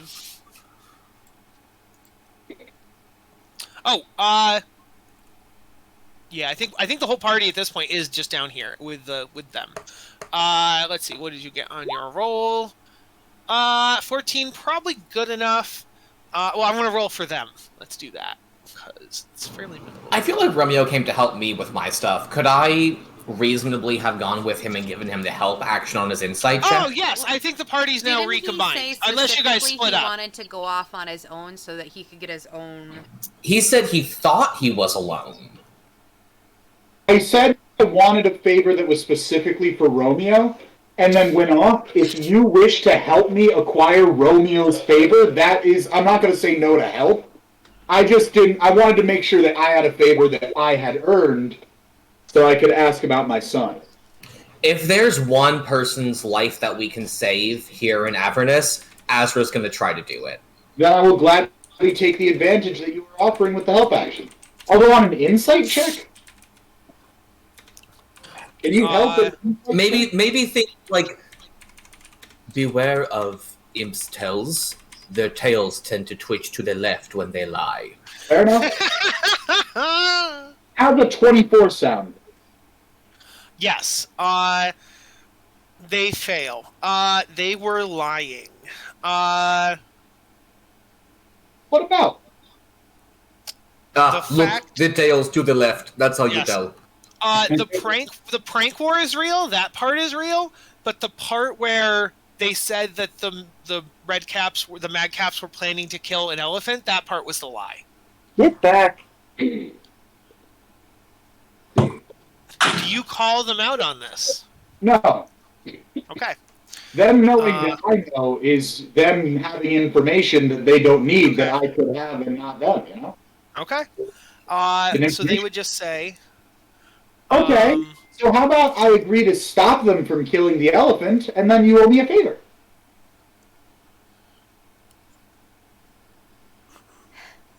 They were never going to kill the elephant in the first place. That's a them problem, not a me problem. Could you possibly remove Wazik from the board? Like, just take him off it altogether? Kill him?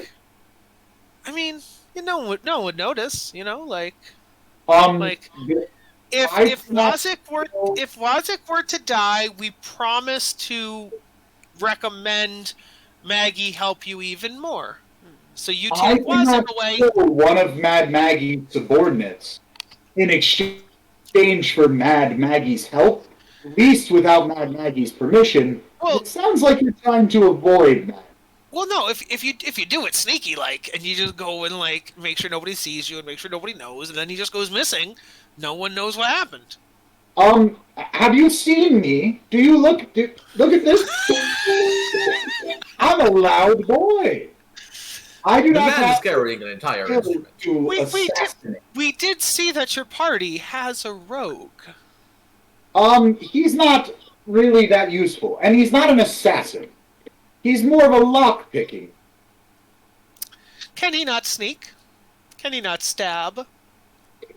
Let me ask you this. If the entirety of the Madcap are aware of this plan, if you kill the dictator of an insane group of Madcaps, it will not end the prank war. A new one will simply fill his shoes. You would solve nothing out of your goal. Give me a persuasion check on that. I feel like I will gladly do that. Okay. 16. They're gonna roll insight. I'm on push to talk. Can I keep giving him the help action on this? How do you help him on that persuasion? He's got a good point, you know. Azra's going to say, we have no way of killing them that would not be immediately traced back to you two. So not only would there be a new dictator for the Madcaps, but they would know that it was you who hired us to kill one of them. We don't have to live with them. You do. Okay, roll advantage on that persuasion, Romeo. 18. Okay. My man! You know what? I rolled nothing but great rolls all night. I'm happy that my 2 rolls below 10 were the ones that I have plus 10 to. 10 to, yeah. That's valid. They'll go, you make a pretty decent point. I guess if you stop the prank war, we'll still be indebted to you. No murder necessary. I guess. Done.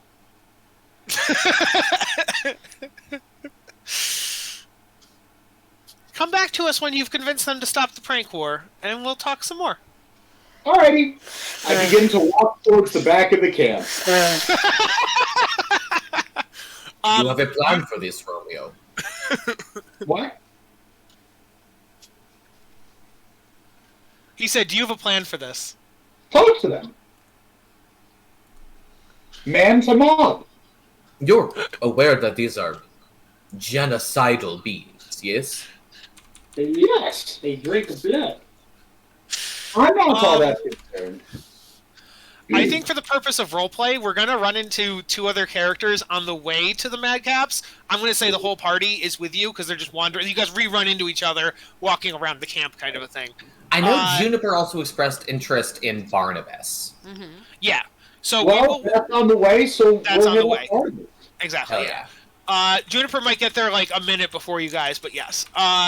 So, Barnabas.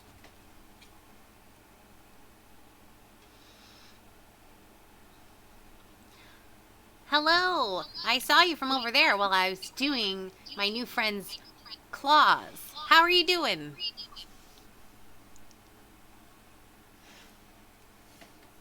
One second. Okay.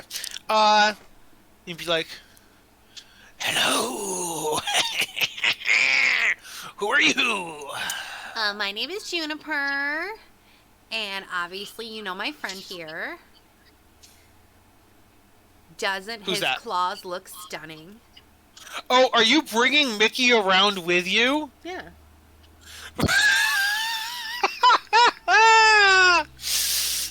He'd look over and be like, ooh, Mickey, you look so fine. I already made that joke. See, I told you, Mickey. Doesn't this feel good for your morale? It's a nice morale boost, isn't it? Yes, but Max, I don't think your joke was canon because you weren't there at the time the nails were done. But Barnabas gets to make that joke canonically, so that's why. And so, It says you steal my joke. and he'd be like, "So, what's up, hot stuff?" Get it? Because he's hot. He's literally on fire. Well, aren't you a cool cat? These are my other I'm friends. anything but cool, baby. I don't know. You look like a right old blue flame to me. You're. I'll call you icy hot. That's a good one, darling. Yeah. Okay, Ray Charles, get over it. Hey, Charles, what are you talking about? That's what you sounded like right there. So I'm assuming the rest of the party caught up, so I'll just introduce him. Yeah, at this point, the rest of the party catches up. Ooh, there's a bunch of you cats. Say, I'm not a boss. cat, We're doing but now. if my mount were here, you would love her. Why? I do love to mount. At least I did when I had a body. Oh, are you one of those people? And she looks over to What does Mickey that and raises mean? her eyebrow. Is he one of those people, Mickey? What does that mean, one of those people? Like a slimy guy who hits on everything and is like a creepoid. Juniper, No, did you Barnabas? say your mom or your mount? My Mount. mount. Oh my god. I thought you said you love my mom, and then I thought Kyle was like, yeah, I'll mount her. And I was like, hold on. I was like, My God. mom is a MILF, but I don't. Yeah, I mean, the conversation would have went similarly had she said "mom." That is a true sentence. And so, no, he is like he's like if a flame skull were the Fonz. Like that's what I like. He's just like, He seems like a really sleazy, slimy type to me. so he'd be like, so what are you cool cats doing in Maggie's yard? You know, making new friends, figuring out if anyone has any help they need. Convincing madcaps to be peaceful. I don't know about those madcaps. My beef is with the redcaps. Oh, yeah? Tell me about it. They're just horrible, aren't Will you tell they? me about it? I wonder why. Well, I mean, I'm loyal to Mad Maggie. You see, I was once a powerful wizard with a body and everything. You don't Good body, say. too. As most wizards are known for having. It's a good body. Fine, tote, fit. But that, you know, a lot Less of wizard like as we go, but yes. Yeah, a lot of wizards, they're like skin and bones, but I was like a wizard. I was, yeah. I'm all bones, but yeah. Oh, No, yeah, when I was a wizard, I had a nemesis, and we dueled all the time. And, you know, I fell.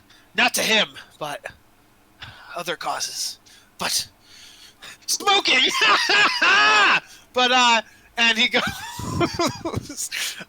but you see, my nemesis, he pilfered my grave, and he took my head, and he enchanted it and he turned me into a flame skull, and I went from being Barnabas, the muscular warrior wizard, to Barnabas, the flame skull. Well, technically you were already dead, and he kind of helped you out a little bit, right? Because otherwise you would have just been in a grave. So maybe he just wanted you to be his nemesis forever. Maybe he secretly really likes you. Angela stares at Juniper in horror as she somehow extrapolates, turned me into an undead being to wanted to be with me forever. Yes! He enslaved me, girl! He turned me into a flame skull. I was his familiar! Seemed like he wanted to be next to you all the time. No, that's absolutely a power play. So can I ask you a question?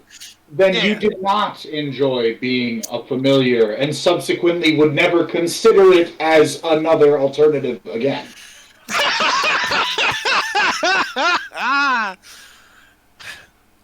I think if I found the right person and it was mutual and consensual, maybe. But this was It's important to get consent, or so I've heard.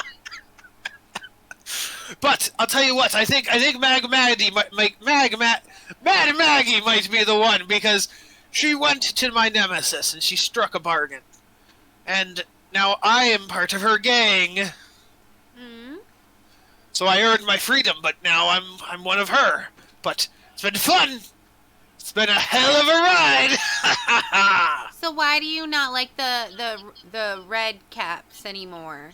Like, obviously they're dicks, but As I fly around, as you do, because I'm a flame skull, and he like winks, but he can't really wink because he's a skull, so he like... Juniper's like, no. I'm sorry. One of his burning eyes winks out And briefly. she hides behind Mickey. He'd be like, the red caps like to hurl things at me. And after getting hit in the jaw one too many times, it knocked loose one of my teeth.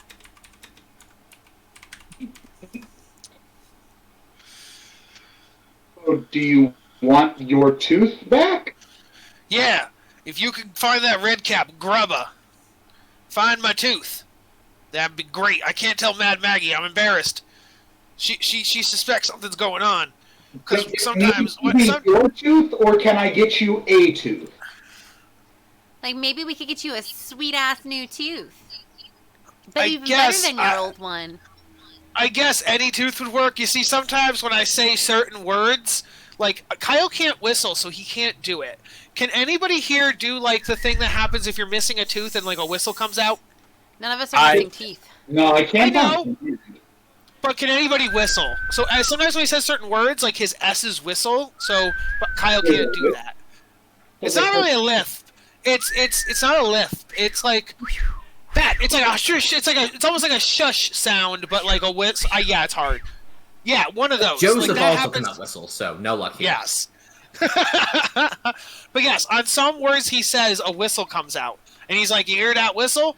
Mad Maggie hears that whistle and knows what's going on.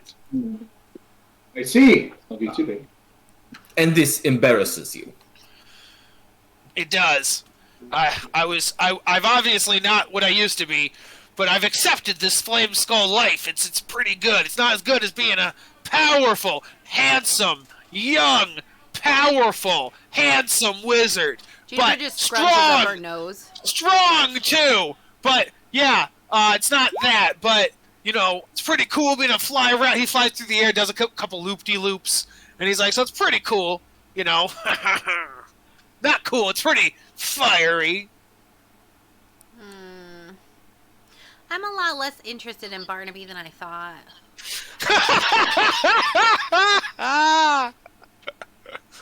So what do you say?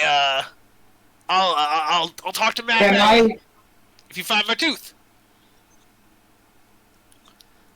Find a tooth. A tooth. A tooth. Can I just give you one of my teeth? Are you going to pull it out of your mouth? What? Afra looks at Romeo and with no small amount of Juniper goes, horror. no, you don't want someone to have your essence. He could do something fucked up. He said he was a wizard. Wait, Juniper, can you not just pull a tooth out yourself and give a tooth to someone? As Juniper? I can, But it's sacred. And I would never want communication like that with him. How dare you? He's creepy. He's like major on the creep scales. With his power, he would sense that, and he would look at Juniper and be like, "You're Fae, right? Right?" Mickey, I think that we should work on your toes. And then she like walks off a little bit. I was a Fae in life. Come back here. I want to talk about Fae stuff. Come back. I think your business with her is concluded. Yeah. But Barney, if Her I give and you one of my Mickey teeth, you're not going to go, curse me, right? like, back this way. If I could control Mickey, I would bring him with me. Come on, Mickey. Not Barnaby, sorry. Romeo, how are you intending to pull a tooth out and give it to him? But isn't it pretty much a fact that if someone has a piece of you, they can cast all kinds of stuff on you? There are certain spells that are easier to cast. And most of them are beyond the power of a flame skull. Now, that's not saying he couldn't give it to someone else. He'd be back in the same spot. No offense, I don't think he's bright enough to come up with that idea on his own. I think we're safe. I'm back to the question of, how do you plan on removing a tooth and giving it to him? Okay, so I have some strong boys in my party. Oh, they no. yank it out, and then I cast Cure Wounds on myself to heal it. It will not restore your tooth, you know that. It will close the wound. It'll make it so it doesn't hurt, and I'll be How missing a about tooth. we just go get his tooth back from the dumbass red caps that are annoying as hell? The red cap. Alright, fine, how about this? I will try and get your tooth back from the red caps, and if I fail, I'll give you my tooth. Does any of your party have produced flames so we could light the tooth on fire and then put it in me? I have a full flame. Oh my god, I'm just going I to have bully a red cap. which can instantly light or snuff a I candle second that or a small campfire. Well, you're Okay, already on fire, so couldn't we just rub it on you and then it would go on flame and we could stuff it in your mouth? If you don't light the tooth on fire, you left! You left, baby! What are you doing back? Are you back or are you gone? What are you doing? She's just standing behind Mickey, like behind him, being like, I was hoping you couldn't see me. You have eyes in And the back why of did your you head. speak to him again? Yeah, I can't see you, but I can hear you, baby! Don't call me baby. So tell me your name and I'll call you as often as you want. So never? He would say, as far as I'm aware, you put a tooth in my mouth, and I'll just have like a. You ever meet a person with a dead tooth? This is almost a real question. Does anybody in the party ever met a person with a dead tooth? But you're already dead. No, but it wouldn't be on. Stop talking if you don't want part of the conversation, honey. Like, She vomits a little in her mouth. Come on, Mickey. Why are you standing around here? Let's go. Come on. Are we going to go bully a red cap or not? he goes, yeah. Go talk to those red caps. I'm good. But if it don't work out none, then yeah, we'll light one of your teeth on fire and stick it in my mouth. Sounds good. Well, I know what job I'm taking. So who's heading west and who's heading north is the question. I'd like to start with the red caps, actually, so I'm going to head west. Okay. I'm willing to help Romeo with this. This seems like as good a plan as any, and I feel like as long as Juniper is with Mickey, she's probably in no immediate danger. I have no idea what Eris and Gallus are doing this whole time. Eris and Gallus, do you want to be... You have a couple choices. You can be A, up on the north part over here. You can head towards the Madcaps with Juniper, or you can head towards the Redcaps with Azra, Ryder, and Romeo. Gallus has claimed he is sticking with Romeo. Okay. And I believe Eris is AFK. Oh, okay, yes, good point. I didn't think about that. Okay, so... we will... Yes, you'll actually run into something, Juniper and Mickey, on your way up.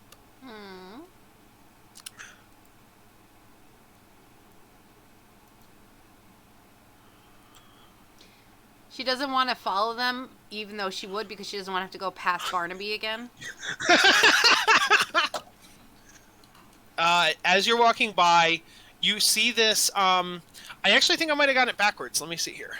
Yeah, okay, sorry. This one here that I showed you before is more like a construction vehicle because it has a crane on it. So you could say it's more like a tow truck or a construction crane, bulldozer type thingy. This is the motorcycle.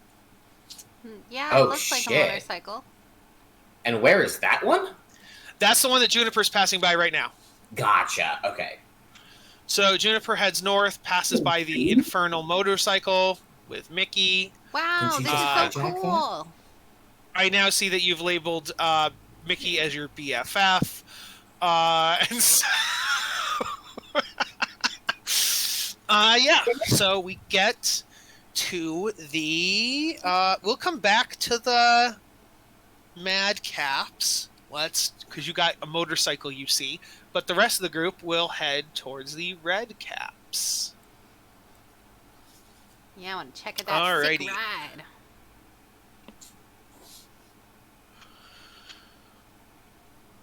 ride. Let's see here.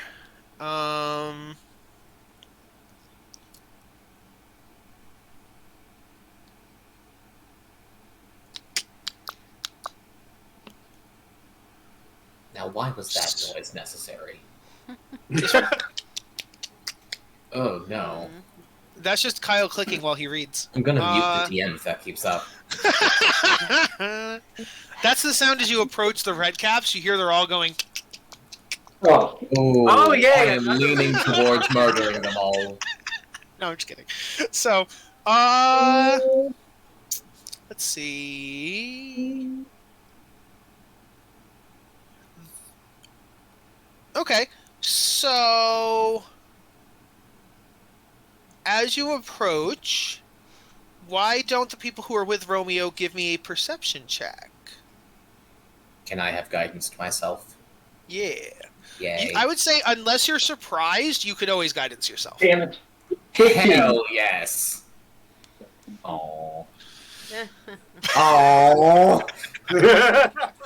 Damn, my -1 to wisdom. So you notice that, I would say Ryder's probably the only one that notices it. Romeo, you do see that there's a path of blood going between the Redcaps, like a trail of blood. On the 17, though, you notice that there's one of them wearing a bloody pouch as like a necklace. But the other thing you notice is that every couple minutes, they pass the bloody pouch to another one who then straps it around their neck. And so, yeah, they're, oh, sorry. Yeah.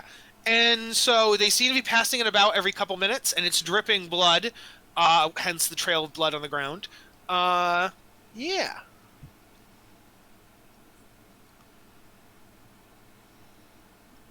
I'm going to point that out to the rest of the party. Just kind of... So you could either confront them head on, or you could even try to do like a stealth thing and try to get the pouch away from them with like a sleight of hand. This is not the party to try that kind of bullshit. Gallus is here. Oh, Oh shit, Gallus is here. yeah. So, We want to steal a pouch, perhaps? what? Perhaps. Either that or I murder the little mouthy bastards. Alright, sounds like we're taking If Gallus you as a... steal, I'll take it. Alright, Gallus, Alright, let's steal a Gallus. pouch. I'm gonna guidance Gallus. Gallus for this. Yes, Gallus, please give me a stealth check. Unless somebody wants to cast invisibility or something on Gallus, but yes. Oh, wait, I'll just cast it on myself. Cool. Gallus casts invisibility on myself, which means you have advantage on this stealth check. And a D4 to throw out whenever you And need a it. D4 to I add got to a it if you need it. 21. Don't use the A what? I got a 21. 29. Okay, you are stealthy AF. You make your way up to the one that's wearing the necklace. Now give me a sleight of hand, which I will also give you advantage on because of invisibility.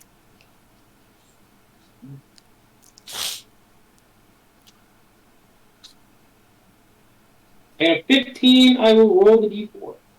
Yes. God, you think I missed one. I got a 19. 19, okay. Just make sure the 15 was with advantage, correct? Yeah. Okay, so 19.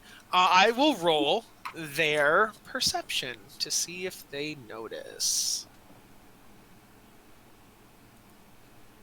They do not notice. Hell yeah. What do I do? You got the tooth, and then you make your way back to the party. Can I have another stealth check as you retreat? Got it. With advantage, you don't have the D4 anymore.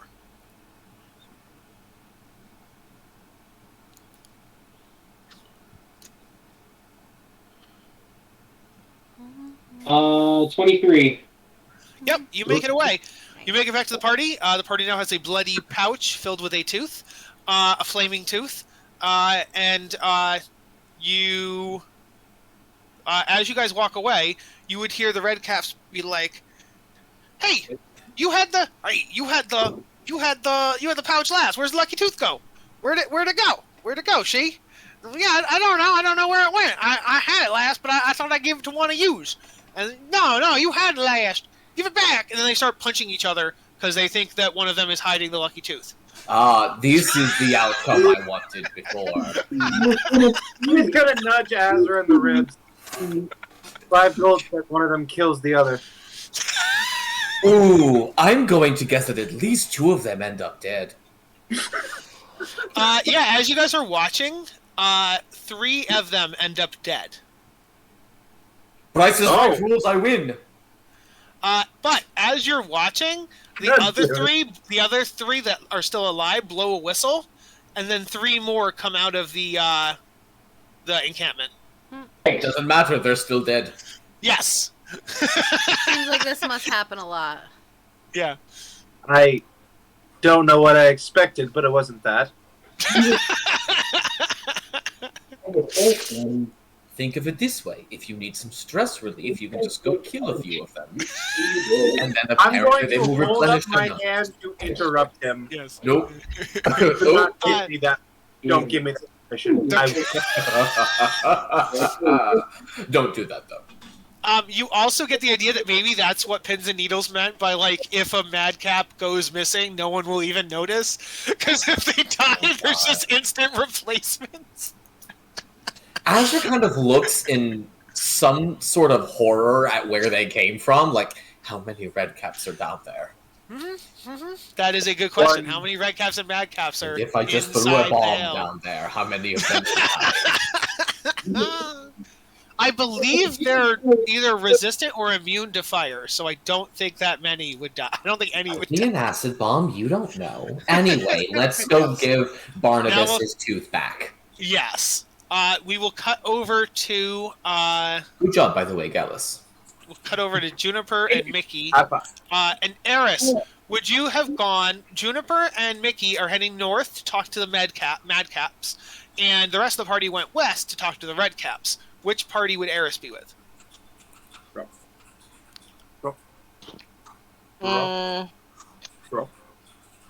Do I know why they're going to talk to the red Yes. caps in the north? They're going to talk to the redcaps because the redcaps took Barnabas's tooth. So they have a flame skull tooth. The redcaps do over here. The madcaps are the ones, these guys here, that are in a prank war with pins and needles. Okay. I think I would go with Juniper. Okay. Yay. And Mickey. As much as Eris might feel kind of weird being around her. Yeah, but yeah. But I gave him a pedicure. No. Did you mean weird around Mickey or weird around Juniper? Juniper. Not Mickey. All right, so Gallus is with that party, and we'll put Eris with That's fine. this We aren't party. in the best of situations, but Yeah. All right, so you guys approach. we saw the Oh yes, great. On the way north, you did see this Infernal Motorcycle. It's so Give. cool. Can I go look at it? I like them. You can. There's nothing to see except for what I'm showing you in the picture. Sentient motorcycle? Do we know if it it is works? not. It is not sentient. You do not know if it works. If we're walking past it, can I like try and see if it works? The only thing that I will tell you is you did witness Chunka and Clunk start theirs, and it was super fucking loud. So you start this, it will let people know that you are starting an infernal machine. It's up to you. What if I do silent spell and then it doesn't make an? I'm kidding. No, it's, yeah, I'm not gonna do that. I'm not gonna touch it. Okay. So you guys make it up to the Madcaps. So the reason we're going here is we want to convince them to no longer be in a prank war with Needle and Thread or whatever the hell their name is. Pins and needles. Nope, Needle and Thread it is. Oh, okay. Then I will disguise myself as Pins. No, Oh, they're in a girl. prank war. They'll prank you. Yeah, but then it's like, hey, I came to apologize. I'm sorry. I want to end this prank war. Oh, that might be good for diplomacy. That's a good point. Hey. Yeah, okay. Go for it then. So yeah, you alter yourself and you now look like Pins, the female of Pins and Needles. Yes. And so you walk up. And the Madcaps,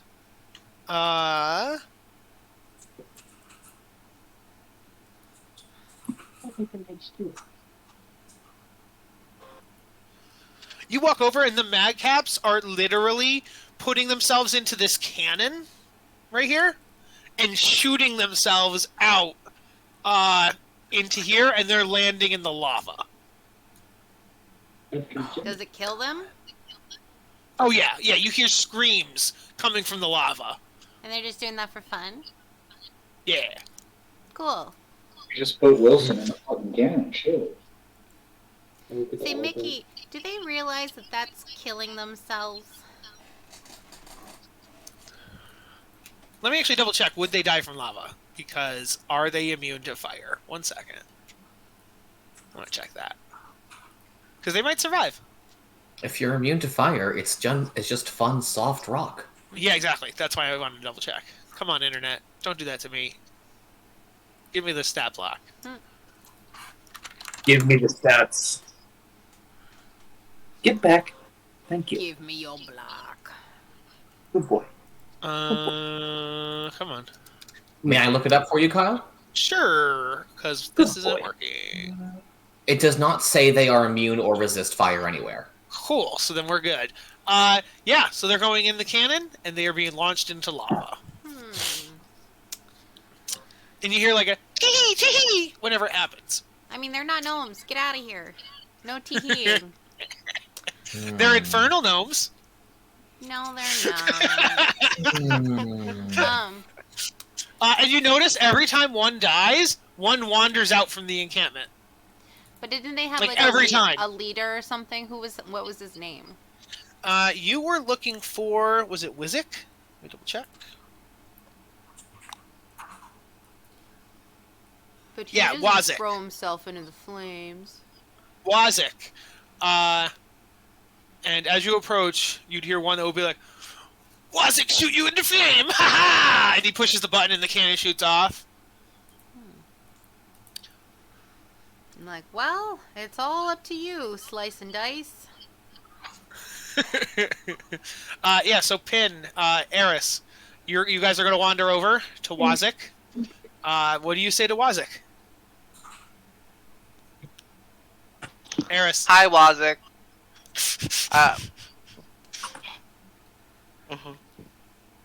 Or no, how would she say? Like, hi, Wazik.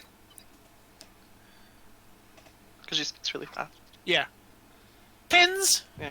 What you doing over here? Does he respond? Oh, okay. Yeah. Lovely. I wanted to say sorry.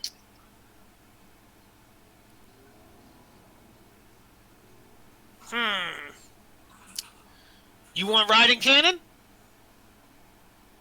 Sure. And then Eris would. Because she can fly. What? Amazing. Yeah. She would be down to ride in the cannon. I accept apology if you ride in cannon. I ride in cannon, and then she walks up to the cannon. Oh my god! And Juno would be like, no more prank wars? this prank war over. Next prank war. Yeah. He raises an eyebrow made of blood, and he's like, "Who knows?" All right, this one can Oh be my over. God. That's all we needed. Good luck in And the so- cannon. Yes. Yeah. Eris, give me a Constitution save. As Oh, I'm you are good at being those. blasted Wow. out of this Amazing. cannon. I'm gonna ask Oh a question. no! Oh wait, the rest she's not Eris. It wouldn't matter if we saw her. You got a nat 1. Yeah. Did I have advantage because I look like pins? No, you can't. It doesn't. Oh, damn. That's so sad. It's so Actually, sad. I have a question. With Alter Self, you probably can't fly anymore because you don't have wings, right? But she can drop it whenever Yeah. she wants to. Yeah. But in order for this to work, when they have to see pins go into the lava in order for this to work. No, he just said he had to go in the cannon and be Bitch. shot out of the cannon. Yeah. He didn't Yeah. say Oh he my had to God. be shot in the lava. All right. So based on that Constitution fail, Oh no, Eris. Am I gonna die? This might be my death, guys. I don't mind, but goes out God. getting into a cannon. Juniper goes, Probably. I think I that's a would bad expect it. idea. Eris, you take 20 force damage from the cannon blasting at you. Okay. And then as you're flying through the air, She wants. what do you do to stop yourself? Do you let yourself go into the lava and you'll take a little fire damage? You won't die. You'll just take fire damage. Do you take the fire damage or do you fly and avoid the lava? I'll take fire damage. Okay. Okay. Let me 105. see how much fire damage you take. You said a bit, so if it's like 50, I'm gonna like die. Like, No, it's not 50. okay. It is exactly half that. It is 25. 25? Oh my god, amazing. Okay, I'm at 1 hit point, guys. Amazing. I love it here. So, Eris, you are currently, you look like pins, and you are out here. Unless the damage caused her to drop her concentration. Yes, please do a concentration check to see if you still look like pins or not. Why'd you say that? Why? If I'm gonna argue for our party, I also have to argue against us. I'm sorry. You Devil's got advocate. It's only DC 12. What? I said you got this. It's only DC 12. Yeah, it's DC 12. So Constitution. Wait, so concentration It's a spell? What's that? It's It's a Constitution con save. save. It's a con save DC 12. Oh, amazing. Okay. Hey! You're right. Nailed it. So So that's you the have one you one should have hit. gotten in the first place. So you have 1 hit point. You look like pins, and you are standing in/next to this lava pit. You gotta get out of there. Okay, Run away can and I change get yourself out of and it? fly back. Yeah, you're good. You could just walk out. You're good. Yes. So Okay, I walk the fuck out. once you approach this wall, they can't see the lava pit anymore because there's a wall there. So you could safely turn back into Eris once you're like safely Mhm. tucked behind the wall. Yeah, and she's gonna turn back into Eris and then fly back, and she's gonna be like crooked flying, and she's gonna be like Juniper any killing. Like, oh So my you'll god. fly around so they don't I'm know about that to you're die. in. So you fly over here, and then you fly in behind Mickey, and you rejoin Juniper. Juniper sees how messed up you are, and she just comes and picks you up and be like, "Let's go take a nap. Let me go find Ryder." Oh my god. All right. Good. She picks up Eris and All right.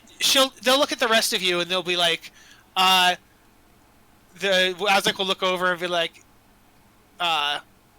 tell Needles prank war done for now. all right, thank you. Come on, Mickey.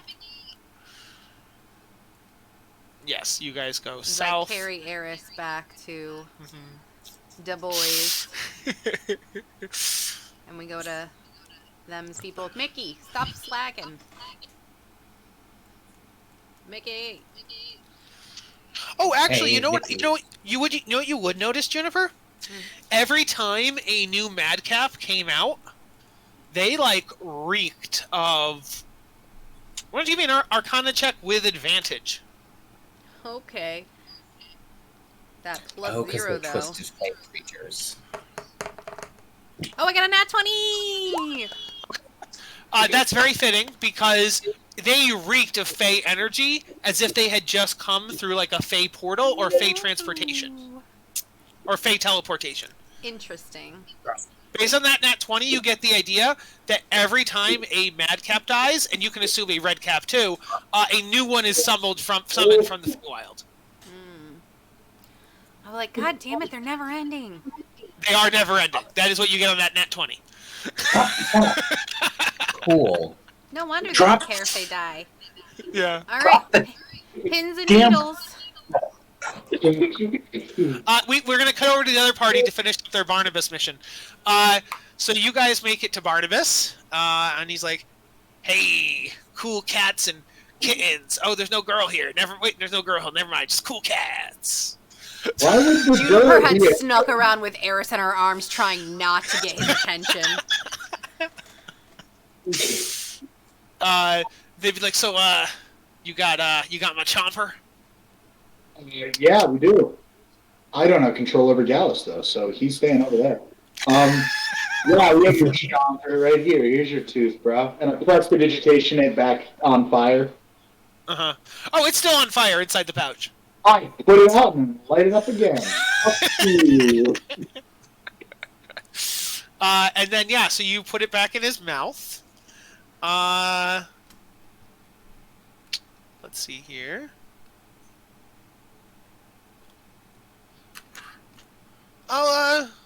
I'll tell Mad Maggie you guys are on fire. Don't lie. While this is happening, does Azra see Juniper carrying the horrendously burned Eris? Give me a perception check because she specifically said, and Juniper, I'm going to need a stealth check because you're trying to sneak past Barnabas. Oh no. So, Oh no. That's a 5. that's 5.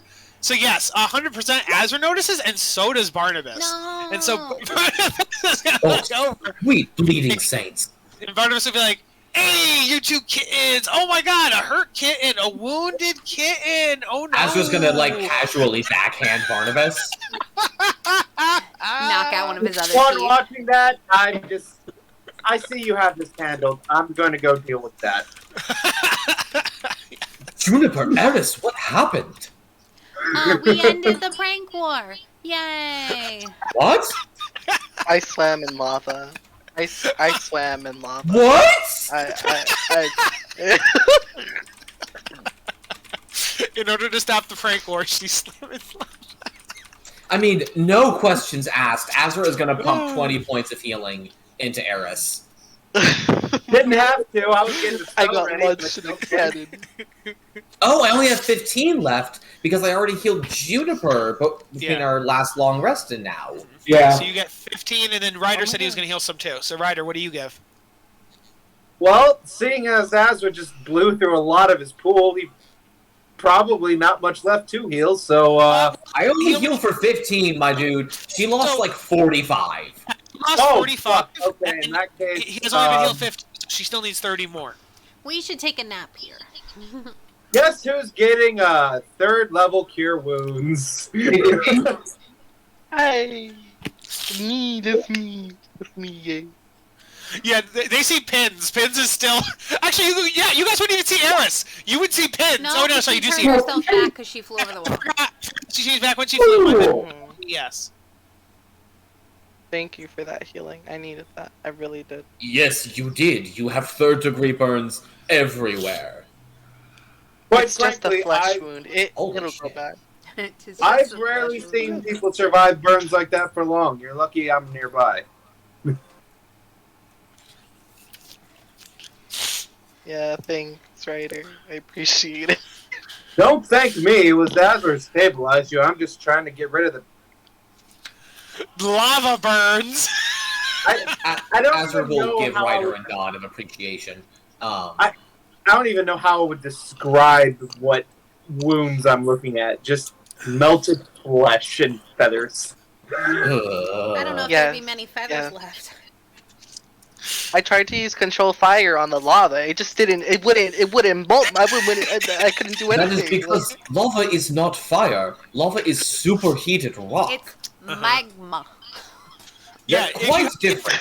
If you had mold earth, that might have worked. That might. Alright. I should really get Mulder. Yeah. While you guys are healing up Eris, the rest of the party would finish talking to Barnabas, and he said, "Yeah, he already did. He said he will tell you guys that you guys are on fire, and that's what he said."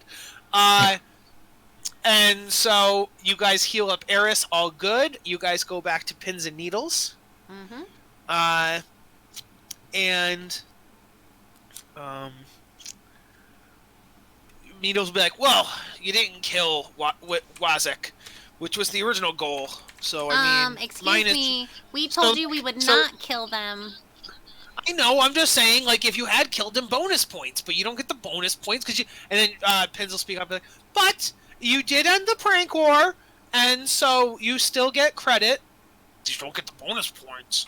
He grumbles, and so she goes, "We'll make sure and tell Mad Maggie that you are friends to." Sorry, I think Mad Maggie's gang has a name, so I just wanted to double check as what it is. The Mad Magsters. Passion. You know you want it. Passion. Maybe they don't have a name. Passion. Can they be the Mad Magsters, though? Yes. Maxters.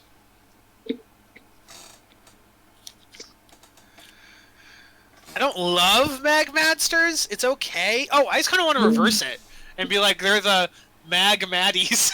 Gross. No. But she's Mad Maggie, not Mag Maddie. No, that's...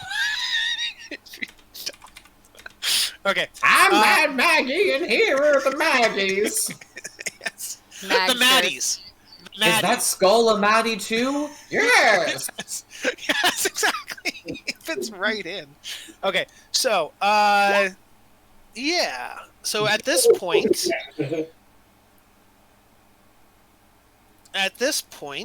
oh, yes.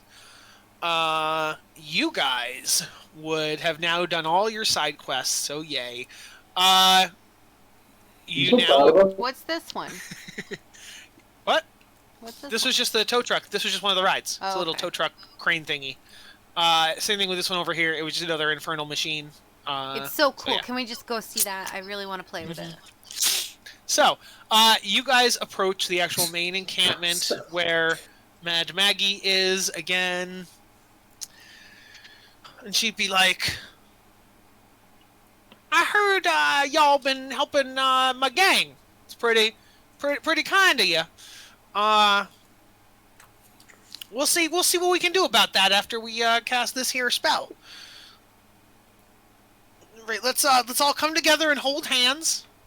Who's holding Mickey's hands? Who's holding my hands? I'll hold Mickey's hand. I would like She to takes offer his a claw super and admires her work. There will need to be one other person who takes the other Mickey hand. It's really nice now. And two people that will take Mad Maggie's hands. Mad Maggie and Mickey can be holding hands. That is fair. That is a fair assumption. So that means it's Eris still has got Maggie, so Juniper can hold Mickey, and the rest of us can be spared. Yes. Or and what Eris- if we do this? I will hold Maggie's hand and Mickey's hand, and then Juniper can hold the other hand. No, because that's still If nobody wants to. unopened. That would That's be still a an very open, small but circle. It's not helping? It does solve it. Yeah, because there are two hands here and two hands there. So if you took one of Maggie's and one of Mickey's, and then she took one of Mickey's, that would still leave one of Maggie's. So it's what we said before was better. Maggie and Mickey hold each other's left hand, right hand, and then Eris holds one of Maggie's hands, and Juniper holds the other Mickey's hand. Okay. Then yes, the rest of the party form around Juniper and Eris. Yes. Unless Okay. Eris does not want that. I'm up. Eris, you are okay with holding Maggie's hand? Sure, why not? Cool. It feels both gross and clammy and warm, but also cold at the same time. It's like touching your grandmother.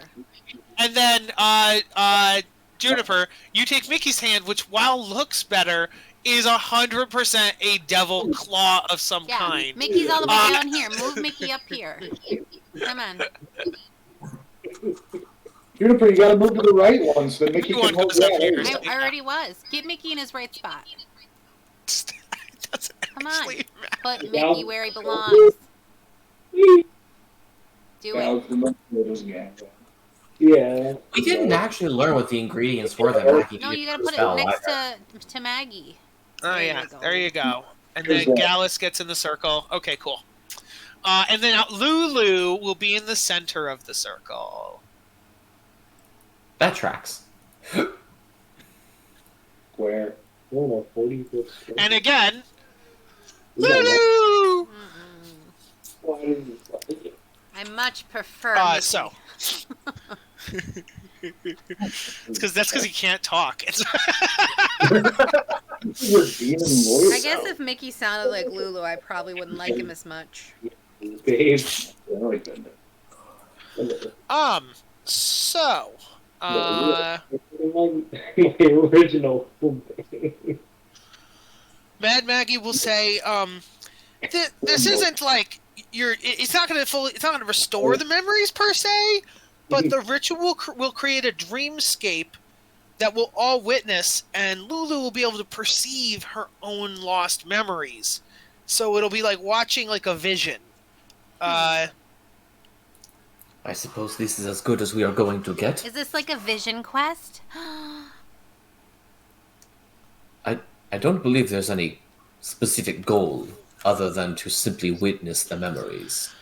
You do see. Oh, sorry. Right before she takes your hands, she does go and pick up 2 skulls from like a closet, and she brings the skulls out, and she puts one skull on each side. Taking your skeletons out of the closet. Good one, dearie. She goes, no. I'm sure my sisters won't mind if I pick their brains on the problem. Azra looks uncomfortably at the 2 skulls. Some questions are better left unasked. And she goes, now, all of you need to close your eyes and Hey, keep Maggie, them are closed. you a hag by chance? Why, yes, I am! Good of you to recognize! I thought I smelled a little fey magic, when the madcaps were shooting themselves into the lava. I smelled a little fey magic bringing new ones here. You're doing, I guess.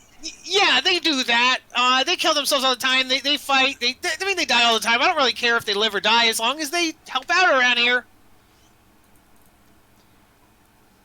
Fantastic. It's not that I don't care about them. They're little buggers, but like you gotta let them do their own thing. And so if they insist on killing and dying, you gotta let them kill and die. You know? Speaking of, I do want to talk to you about a problem with the red caps and bullying our friend here. Mickey, have they been? And she goes over and like caresses like Mickey's cheek. As I look at his foot, this poor thing. Mickey will be like, oh. I'm just now realizing Mickey is my Chewbacca. And so... And love just as much. Yes, fan favorite character, Mickey the Flesh Golem. So yeah, she'll be like, "Oh, I'll give him a talking to. They shouldn't be messing with Mickey. They know Mickey's loyal to me, and shouldn't be messing with. They can mess with each other, the Red Cats and the Mad Cats, but they shouldn't be messing with me or Mickey." All right. See, Mickey, I told you she'd understand. So she's like, I need y'all to close your eyes and keep them closed. You open them and the ritual will fail. The ritual should last 10 minutes. During that 10 minutes, we'll all be bonded telepathically. If the ritual is interrupted, we'll have to start over. Fantastic. All right, is there going to be some kind of a timer, someone to tell us when we can open our eyes? Because, you know... I'll tell you. I'll tell you when it's over. When the telepathic bond breaks, I feel like that's a safe assumption. Now, if for some chance we get attacked, can we unlink hands and still keep our eyes closed? And no, the circle must also be bound. So if we get attacked or something, the ritual will have to be restarted later on at a different time. All right. Then let us get on with this so that we can Okay. prevent such an event. Yes? I have a different map for this ritual. Oh, yay. Hello, darkness, my old friend. I shoot magic missile into the darkness. Oh, shit. Wait till you hear this. What'd you do? Oh my god, that image on the top It's left, so though. trippy. Great job, Jennifer. There must You have broke the been fabric of the some multiverse. magic mushrooms. So you guys, you in that old purple elephant they found. Let's see here. As Mad Maggie initiates the rituals, the characters sense the telepathic bond forming between them, the hag, Mickey, and Lulu. Their eyes still I'm closed. so glad Barnabas is in here. Barnaby flies in and be like, "Can I be the third skull? Can I help out?" I would like to smite Barnaby out of existence. Let's see. So, your eyes still closed. You sense a brilliant flash of light. Every color and every light sensation you've ever Jess, shut up! every light and color you've ever seen, every aura flashes before your eyes. And then darkness. A tingling sensation sweeps over your bodies as vibrant rainbows appear within your minds, and you see Lulu's first dream unfold. As you look around, you don't see yourselves, but you get the sense that Mad Maggie, while she's in the circle with you in the real world, is like a disembodied voice here. So you can. So that's a thing. We now go to the first vision. Yes, it is a series of visions.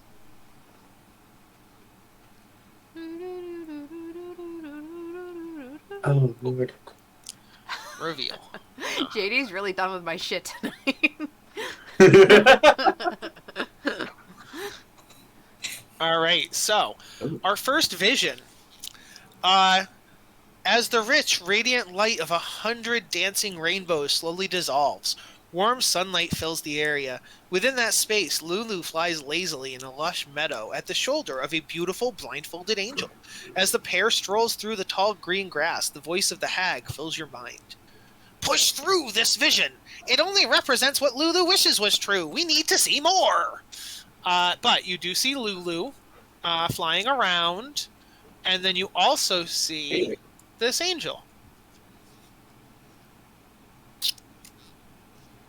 Juniper checks out that sword, though. Hell yeah. That would be probably the Sword of Zario.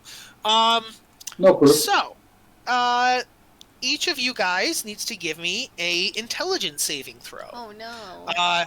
If you fail, you are semi-trapped here and you'll need to do stuff, or if you succeed, we'll push past into the next vision. Reminder to everyone that you're all 10 feet of Azra, you all get a +4 to your intelligence save. Question: is your aura active when you are in a trance-like state or when you're asleep or things like that? I know you don't sleep. But I know Drow trance and meditate and stuff. Yeah, they trance the same way that any other elf does. That is a good question, Kyle. Let me look up my aura. I hope so, because this would count as a trance, being that you are in a hypnotic state type thing. Oh my god, literally where... So it says, while I am conscious, I grant this bonus. Would rule this as a form... Oh, fuck me. Well, say Would it's you count consciousness. prancing as consciousness? I wouldn't. I kind of wouldn't, because it's kind of like you're. This is a dreamscape. You're having a dream. So I would say But you're in a meditative state, but you're not sleeping. Shit. I mean, I would potentially argue that my mind is active, my body is not incapacitated. I can break it if I chose. I am still aware of myself. I would say that I'm conscious, but I will leave it up to your discretion. Can I ask a question? Are the rest of us asleep, or are all of us in a trance-like state? You're all in a trance. It says sleeping is treated as being unconscious, but elves elves are conscious throughout their trance. So yes, I would say that you are awake. You're aware enough in a trance. So yes, your aura would persist. That sets a dangerous precedent because that means that your aura is always active 24/7, even while you are. Unless I get knocked out. Yes, that's what I would say. Unless you're knocked out, then that would be the only chance. Yes. Okay. So everybody It's not adds going to save Romeo, though. Yeah. 22. Oh no. It's already factored into my saving throws, just so you're aware, Yes. Kyle. So what was that? A +4? Yeah. +4. +4. Okay. So we have a 15. What's the DC? Okay. 15 passes, 8 fails, 18 passes, 21. A 16. Well, did you already count the 4 in that 12, Eris, or no? It's You a got 12. the 11 yeah, earlier. It already has Yeah. 4. Yeah, and then I added 1 because I got the D4.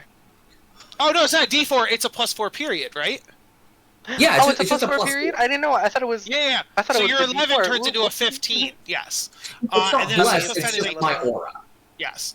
And then Ryder Okay. succeeds as well, letting you know Thank you. the save is about 10. Oh no, Romeo. So Romeo fails. Romeo, Where art thou, Romeo?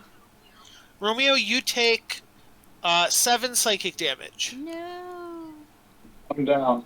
Oh, shit. But wait, you're not down after 7. No, you're right. I'm not. All right. So that does mean that the group passes. You force through, and you figure out that like this was a memory that happened, but it's not the memory you're looking for. So you push These through are not the droids you're into- looking for. the next. Oh, this is going to be brutal, isn't it? This is gonna be nasty.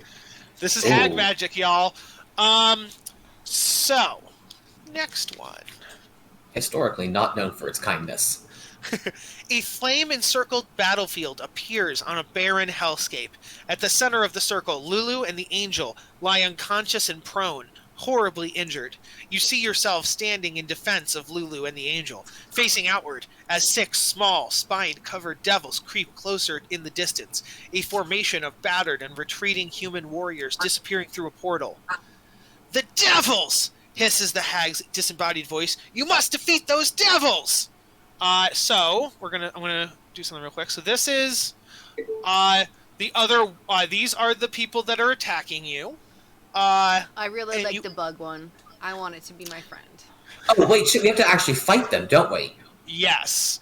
Oh shit. Please tell me And- they but each you have also- their individual tokens, Kyle. Oh, hey, actually, I'm sorry. All this could be One theater of second. mind. I unveiled the wrong one. We're not. Oh there no! yet. Oh. I read you the right text. That is not the place. That's the wrong one. Oh. So You'd think it would have been in the order. right one is this one.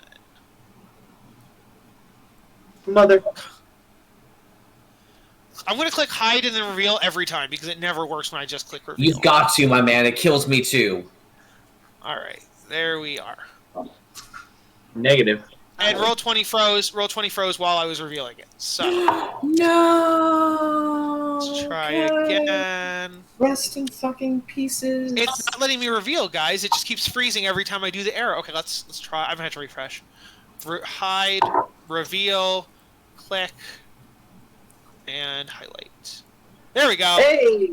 Okay, so now you can see the Ring of Devils I mentioned. So they are indeed, they have their own tokens. They are spine devils. Here are the other warriors fleeing through a portal that I mentioned.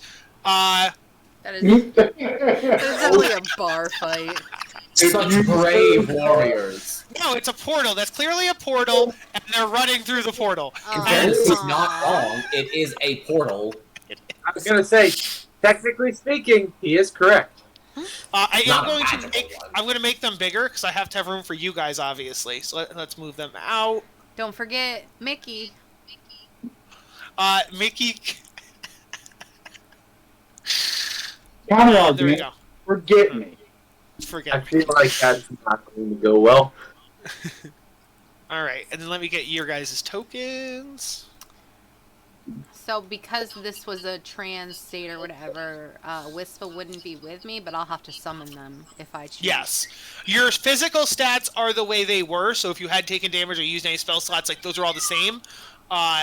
So treat these as if they were you. I'm sorry, these demons? What?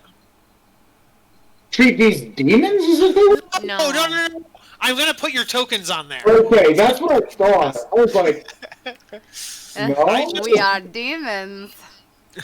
Oh, demons! Comic Alright, luck, so- maybe. Maybe I will While get you'll to be figure this evil out, I'm after gonna go all. potty. Wispa. Burb. I'm just trying to find the last time I used your tokens so I can just copy them from there, but I can't. I'm just scrolling and scrolling and scrolling. There we go. There's the street. Hey, Azra's there. Bam. So sometimes when I pull them from the book, they don't work right. Like, you know, the things that are supposed to be associated with them don't work right. So I'm just not doing that. I mean, I would make sure you use the most updated version as their default token. Because if you set their default token and then adjust that token later, those changes are not saved. Yes, yeah. All right, and we do not. Oh, Jukes is not there, so we're good. Wispa needs to be summoned. Okay, and you already have Azra. Cool.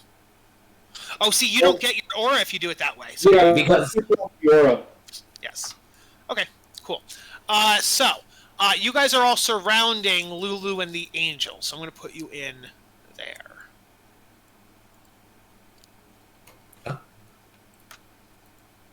Okay. So Lulu and the angel are prone and unconscious. You guys are surrounded by 6 devils. As supposedly their friends abandon them and run through a portal. We will now roll initiative. Let me delete the old ones. Okay. Azra. Aww.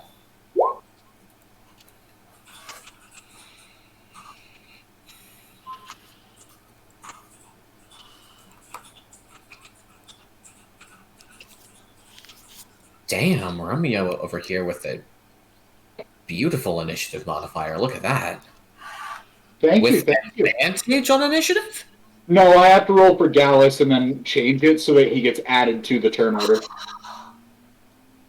Unfortunately, I do not have an item of warning as much as I want one. Hint, hint, wink, wink. I didn't have my character clicked. No, that was such a good roll. Just keep the roll. Click your Yeah, keep the character. roll. Yeah, like go in and change it.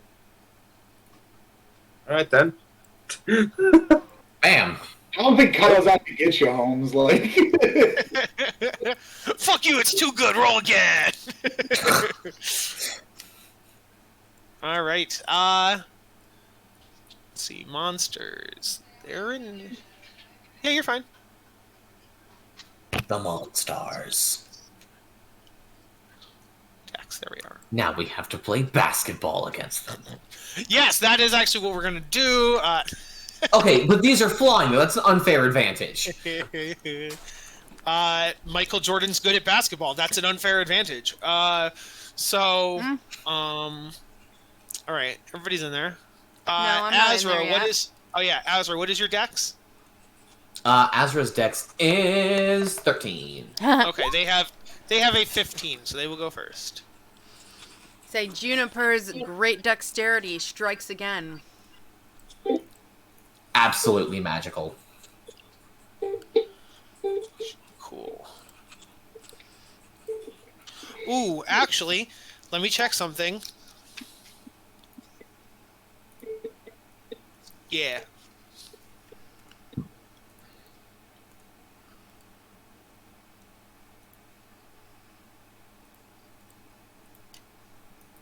I can hear someone's bass through my wall. That is impressive. All right.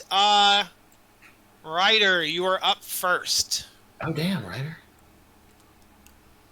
Oh, wait, Gallus should be 20. Oh, okay. no, Gallus should not be 20. Okay. Oh, never mind. I'm sorry. The initiative I rolled was just to add his token to the turn order, Gallus rolls his own initiative on his phone. Never mind. I apologize. That makes sense. Okay. Why is Gallus pink? Is that old? That's old, right? So I can turn that off? Yeah. Okay, cool. All right. Ryder, what do you do?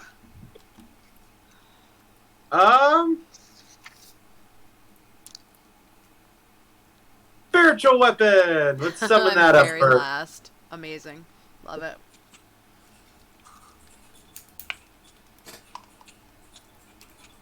Because I'm not going into this without my backup. Never fucking mind. I doubt that hits.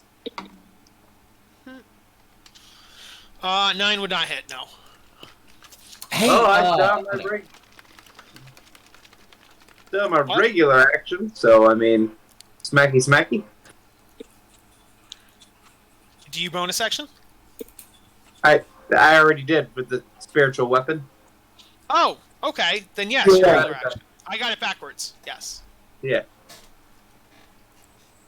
And dog, if you don't calm down, I swear. You just want some pets. Dirty 20. That'll hit.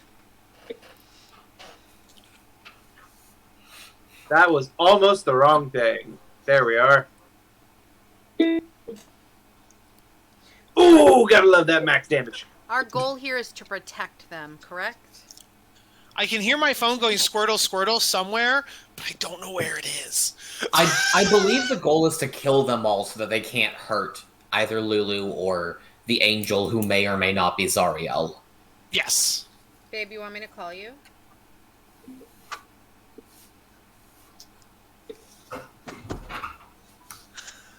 Okay. So 8 damage to that devil. Got it. All right. Going to Romeo. Let's see. Did you find it? I'm going to vicious mockery at this bastard. And I'm going to tell him, I hear it you're going on. fucking ugly. Is it in the couch? I guess it's not super important. We're playing D&D. I don't need my phone anyway. Okay. So, It's probably let's in see. the couch, eaten. Yeah, Romeo. He vicious mockeried. I vicious mockery at this guy. Okay. Called him an ugly fuck. Wisdom save. What's your DC? 15. They almost pass but fail.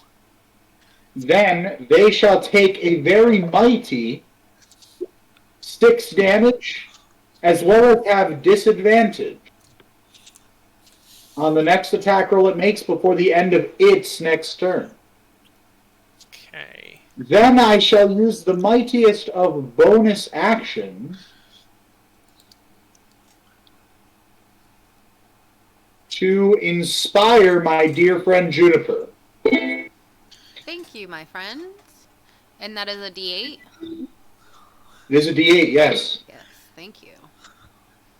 I'll eventually use it.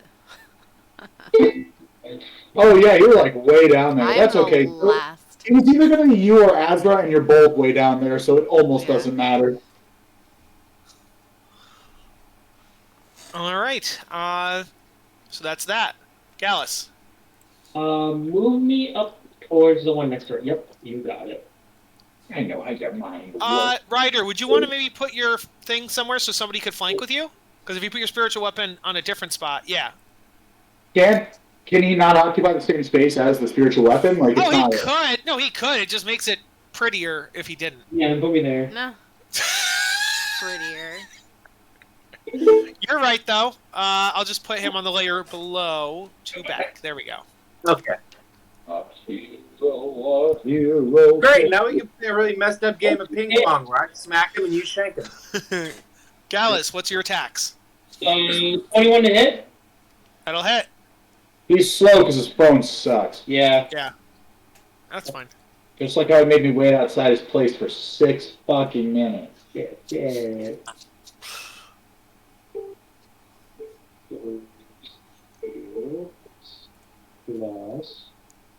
Nice.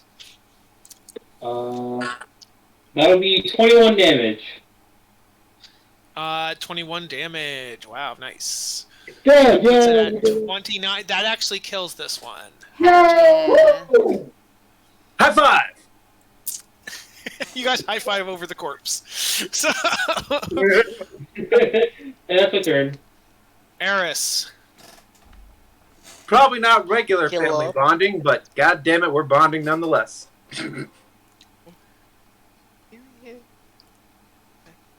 I don't know what I want to do. Okay, I know what I want to do.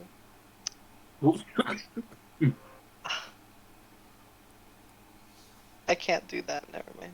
Okay. Up to 20 feet. Try. This means. Let's see if it did it. Yes. That's 1. There's magic missiles. 2, 3. No, not dice roller. 16 on this one. Damn, The one those to your rolls, north? though. Oh, that's perfect. I got 14 on my side. I got 5, 5, and then a 4. Oh no, yeah, 14. Sorry. Mm-hmm. I can't do math sometimes. I apologize. In your defense, math is very hard. That's why In we my have defense, D&D I'm just Beyond stupid. that does it for us.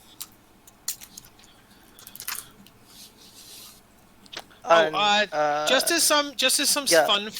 fun flair. As you guys are casting spells, you notice a slight difference to things. For example, spiritual weapon, instead of shedding radiance, is shedding infernal hellfire. Wyatt, Ryder, and then also your magic missiles usually just look like missiles with like concussive force type things. But again, it looks like the missiles have hellfire coming out of them, and they scream as they go. They're just like "Rah!" as they come out. So, What? yeah, and so, that is Eris's turn. We have Zariel and Lulu's turn. They are going to make death saves. What? They're already dead? Yep, they're unconscious, and Do when we you're have to heal unconscious, them? I don't know. You didn't tell me that. I thought they were just in the middle. We had to protect You them. wouldn't know. No one did a medicine check or anything. You wouldn't know. So, you notice that that Zariel makes hers. You sense like Zariel doesn't groan, but Lulu is like, "Ugh!" And you would guess that to mean that she failed one death save. Okay, the bad guys. Forward. Oh no, they don't have to move forward. They can attack from far. They can attack from far away. Go ahead. Oh, Attempt it. technically speaking, I think this was flying, but I was too dumb to mention that when you attacked. Okay, so this one here is gonna shoot some spines at Eris.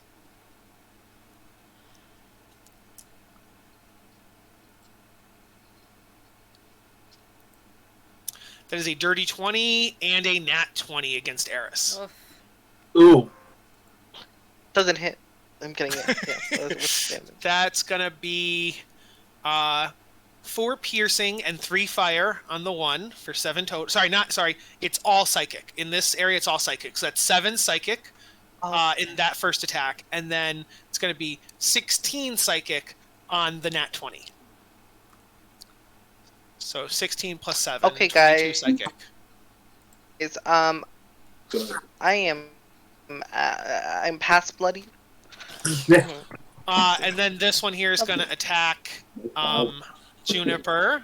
Really off of the Necronomicon. I was thinking, like, isn't the eagle dead? So I'm like, That's a dirty 20 and a 21 to hit Juniper. hard to play. Those will hit. Okay. Okay. That means I need to roll. That is 8 psychic damage on one, and then 9 psychic damage on the second one. Then this one here will spike Romeo. With disadvantage, Yes, indeed. because he's I a don't know what it bitch. means, but I know like, Only on his first attack, because he gets 2. Shut up. actually, That is a 2 on the first attack, so that'll miss. And then on the regular attack, that's a dirty 20. That will also miss. Okay. That won't miss. Roll your damage. Okay. My AC is actually 500, so good luck. Yeah, Kyle, my AC is 11. Like, that hits me so good. Like, I thought so. I'm like, you're a bard. That is 9 psychic damage. And then this one here is going to attack Azra. wait until he finds out who my lover is. That's a 15, which will miss, and another 15. So they both miss Azra. Good. They bounce off of Gorgoth's face. And then I would have had one that could have attacked Gallus and Ryder, but since you killed one of them, I have to choose between Gallus and Ryder. So let me do a flip of a coin. They're going to attack Gallus. Fuck. So let's do that.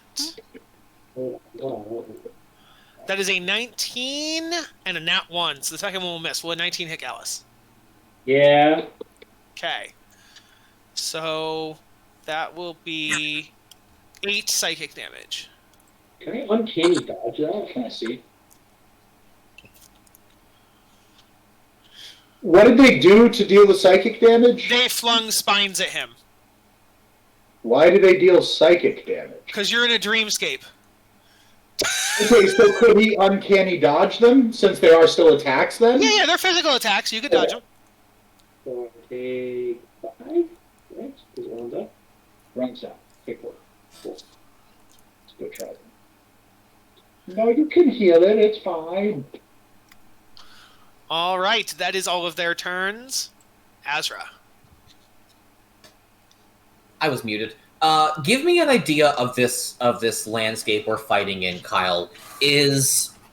Are the 5 that are remaining, are they all in the air? And if so, Yes. how high up? They are.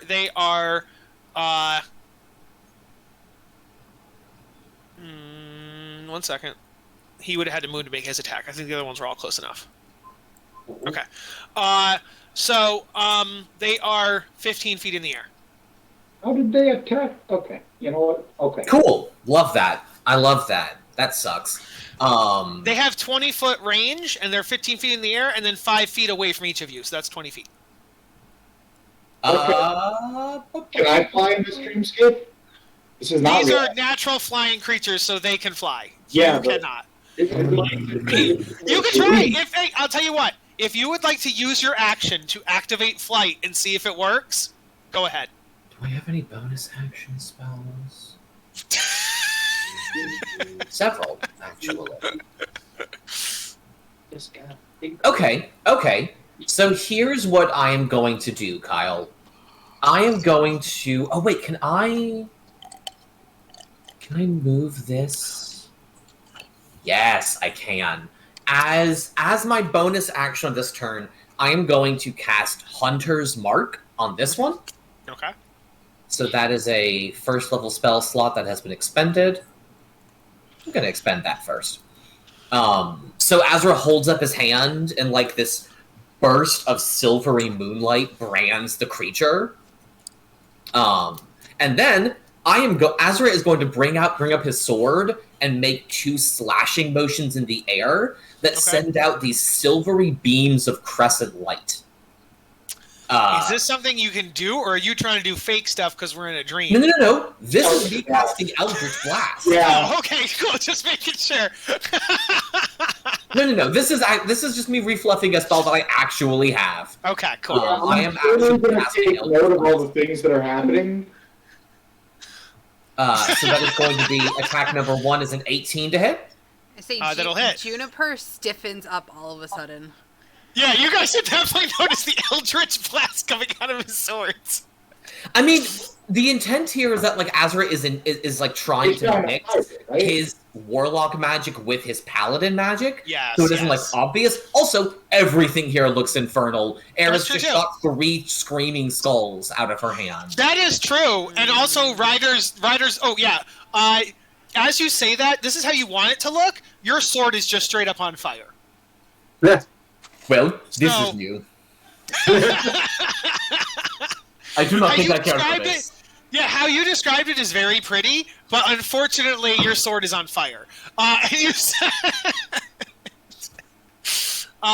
but yes, they still are going to take force damage because it's just visual. Yeah, the visuals are yes. just shitty. Yes. So an 18 hits, and then of course a nat 20 would also hit. I should hope so. So that is going to be incredible. The first hit is one single Eldritch Blast, but plus a d6, so plus 4 for the Hunter's Mark. So that's a 5 5. damage.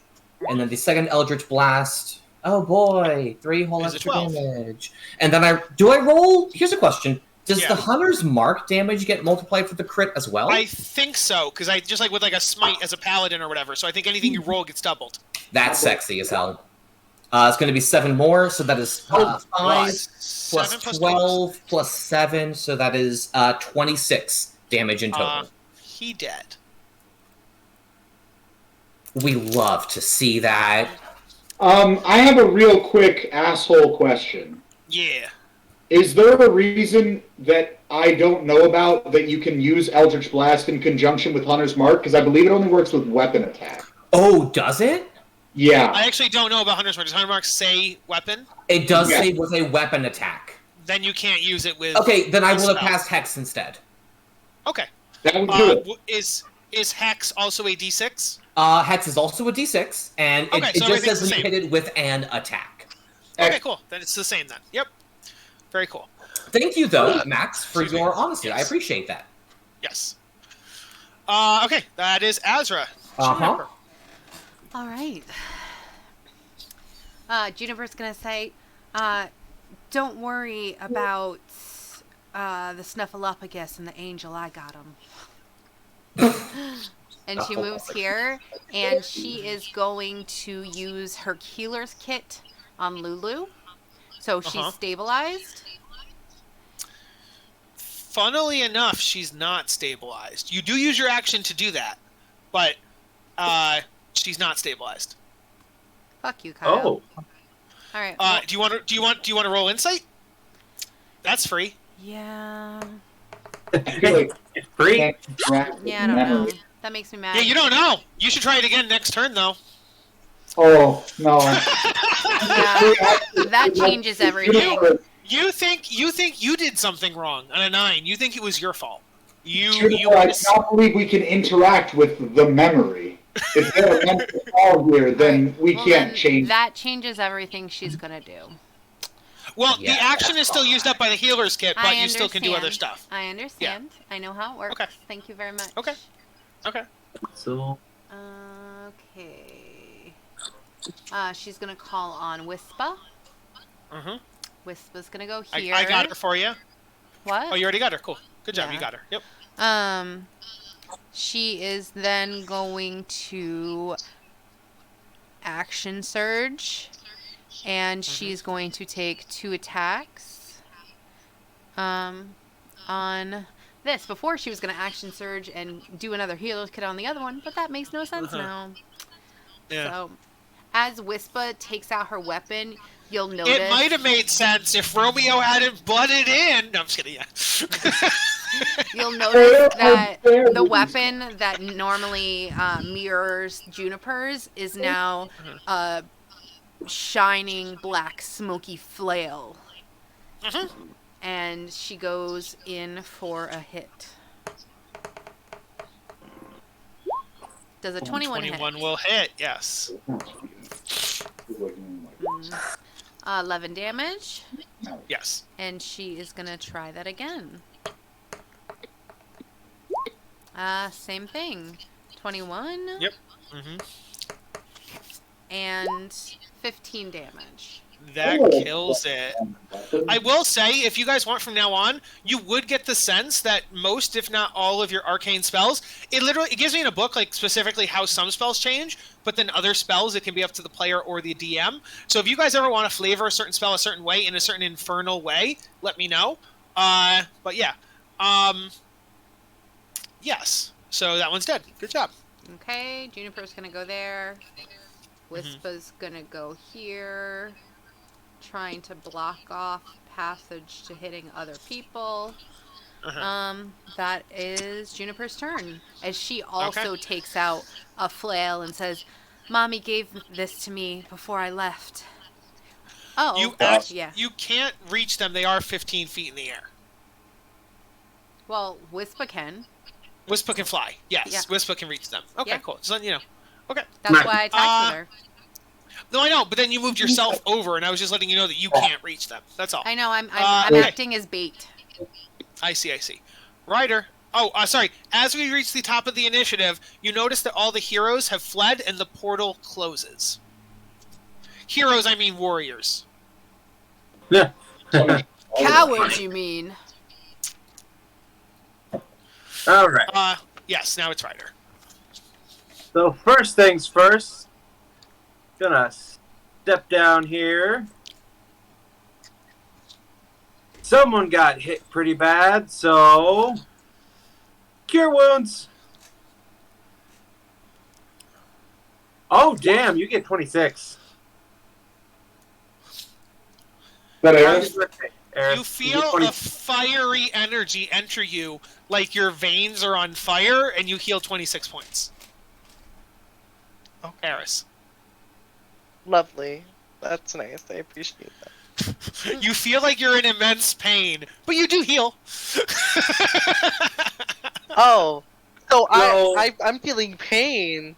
Oh, Okay, yeah, because he's sending radiant energy in you, but because we are in hell, you're actually, and you're in this weird dreamscape, you're being filled with hellfire, but the hellfire is not damaging you, it's healing you. Okay, but would it hurt? It hurts you, like, physically, it doesn't hurt you, like, damage. Like, you're like, ow, ow, ow, but you feel yourself getting healthier. It's a good pain. Okay, I would think that she, like, when he does that, she, like, kind of nips at him for a second, and then she's like, okay, no, this is okay. All right. Like, unexpected pain that she did not think was gonna happen. Yeah. It's usually like a soothing mint feel, but it's decidedly the opposite of that. Usually the healing feels minty, but today it's rather cinnamon. I was just gonna say it's cinnamony. Yes, exactly. All right, Ryder, do you have anything for the rest of your turn? Yes, bonus action. I used 5 feet of movement to get this thing right here, and I'm just gonna send it straight up into this thing's jaw. So, let's see if it hits, please. For the love of God, no! 12. A 12 will miss. Damn! All right, Romeo. Hi, bye-bye. look at Juniper, and then I look up at that flying devil there, and I say, "You got this one, right?" That I do. I'm concerned about our beautiful little owl person, so I'm gonna move over here. Has this one taken damage at all yet? Yeah, it has taken. I did it's 14. About, it's bloodied. It's bloodied? Okay, so it's not worth anything too powerful. This one is uninjured, and this one is doing pretty well as well. Well, that's okay, because I think these people can handle themselves. Again, I'm concerned about the owl that just needed the bad eagles. Yes. So, I'm going to Vicious Mockery at it.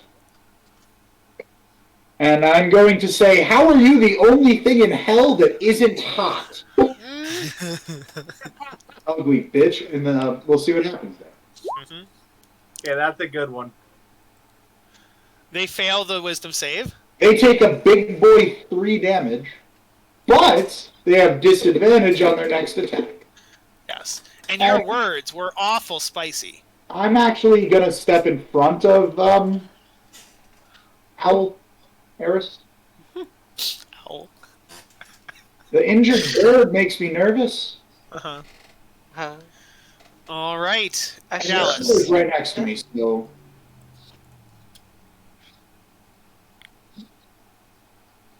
Chris. So these are all 15 feet in the air, right? Yes. It makes me wonder how you stabbed that first one, but I'll move past it. It was Kyle making a mistake that I then retconned, so it's all good. But is it though? Yeah, that one was dumb and hanging out on the ground, so that's all. Fly. I'm gonna use my turn to try and fly. No, Sure, give me an Arcana check. no, not actually. You could. Okay. Better than nothing. You know what else is better than nothing? Trying to fly! I feel like that's just gonna turn into nothing.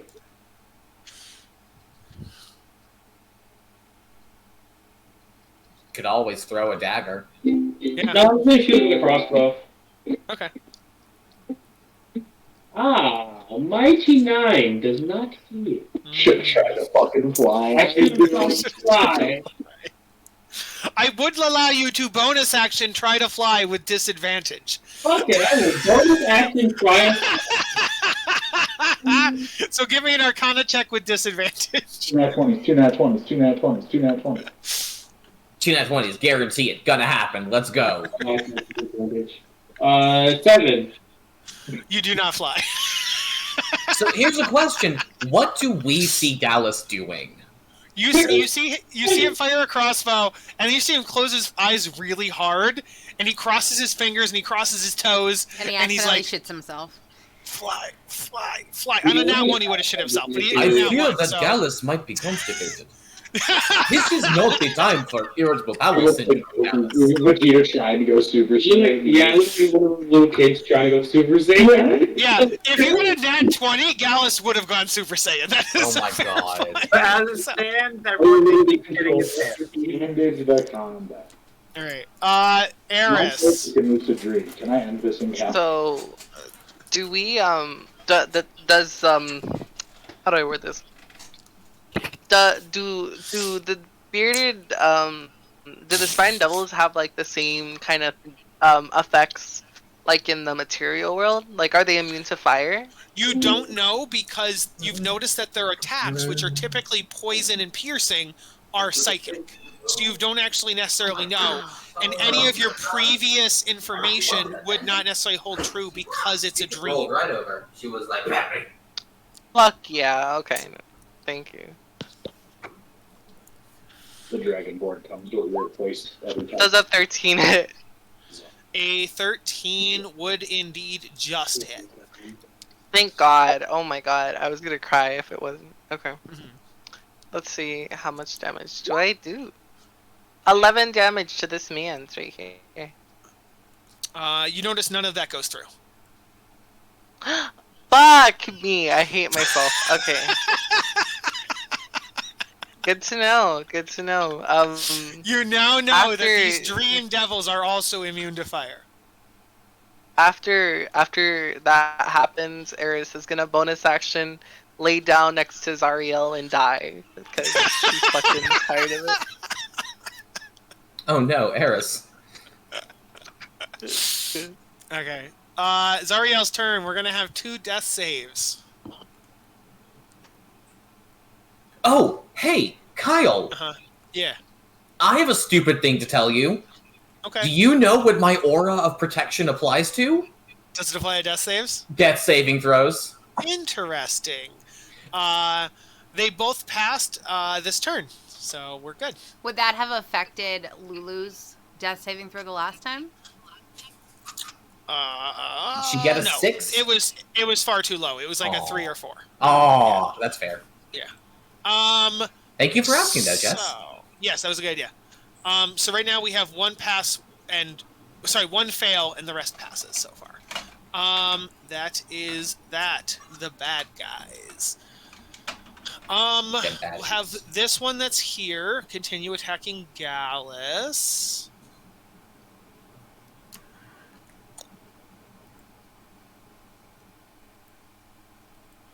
That is a 23 and a miss. So, Gallus, you take 5 psychic damage. You take 5. Oh. And then this one here is going to attack Romeo. Again, the first one with disadvantage.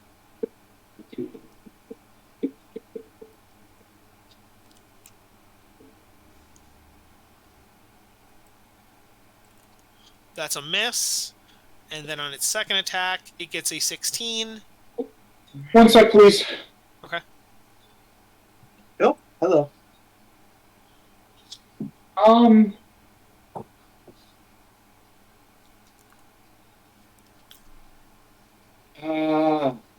Then, I'm gonna let the 16 hit. Yeah, sure. Okay. You take 7 psychic damage. Ouch. That is that one. Dead. And then we have this one here, which will attack Juniper. Why? Whisper's up in its face. They are psychic monsters, and they can sense that there is no... Kyle. You need to make a roll for that or something. That is a bit of a stretch, Kyle. my dude. I can sense that as bait. No. That's fine, yeah.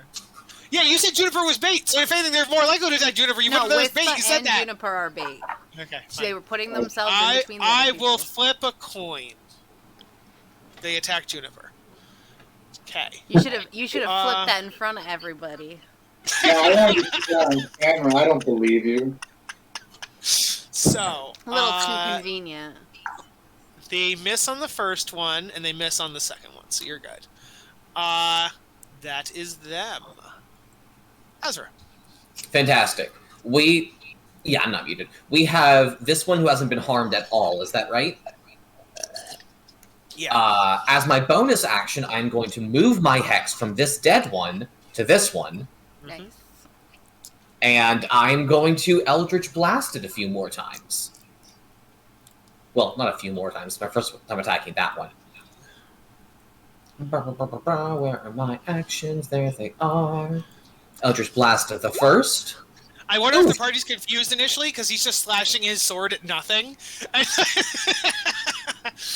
mean, in fairness, he slashed it once, and then a beam of red light attacks, and he's like, huh, what the fuck? Okay. 7 does not hit. 7 9. Jesus! A 13 would hit. No shit! Alright. I'll take it. Cool. It's gonna be 8 points of damage, plus a d6, is 12 damage in total. Also, I realize that Hex also implies disadvantage to one kind of ability check it makes, so dexterity. Fuck it. Okay. Fuck him. All right. Fuck him. Juniper. All right. I know this is a surprise to everyone, but Whisper is going to attack the one in front of it. Uh-huh. Oh. Ooh, a nat 20, baby. How about Oh, that? damn. So 2d8 plus 8. So let me roll 2d8. Crit injury. Hey. Yeah. A lucid So dream 8 plus that 8 is 16. Okay. Alive. You exactly kill it. Excellent. Hooray! Oh. I knew you could do it. Hello. Nice to meet you. Really. I'm going to attack that. Actually, yeah, I'm going to attack that. How about a 26 to hit? That'll hit. 12 damage. Okay. That kills it. Hell yeah. All right. Hold on. Right. Hold Oh, on. sorry. Okay. Okay, so I'm here. I still have a bonus action. I'm now going to switch places. Okay. Oops. Boop. Hello. All right, now I'm done. All right. Okay. And then now it's Ryder. Ryder, there's one left. Alright, well, let me see if this can even make distance. I think it can. Yeah, it'll be able to go. So, first things first. Guess who's about to get hit in the head? That thing right there. Hell yeah. I know constructs can't flank. I think it'd be cool if constructs could flank with other constructs. So a spiritual weapon could flank with Wispa and vice versa. 17. 17 hits. That's a good 6 right there. That kills it. Congratulations. How long Okay, does I was gonna the follow up with inspiration a- that you gave me last? It's in the rules. It goes away on a short or on a long rest. Well, not in short, just a long rest. I don't enforce that because I forget to. Well, so if I'm you want to be talking honest and specifically play by the about rules. Romeo's. Oh, okay. Yeah, that lasts 10 minutes. Okay. Okay. All right. It's as important you to guys... specify bardic inspiration in that case, Yeah. as opposed Well, to the just only one who's inspiration. given me inspiration was him, so... in one of our games recently, I gave you inspiration Oh yeah, I because do you still said have something. inspiration. Yeah. So what I was going to finish, though, is that rules by the book, if you want to play by the book, it goes away after long rest. Kyle forgets to enforce that, so you can just have it until you use it, unless you want to play by the rules and then delete it. So... We also so rarely, like, I'll save it for something I also special. forget to give it as well, yeah. It's alright, I hate inspiration. You hate inspiration? I do. I think it's a terrible rule.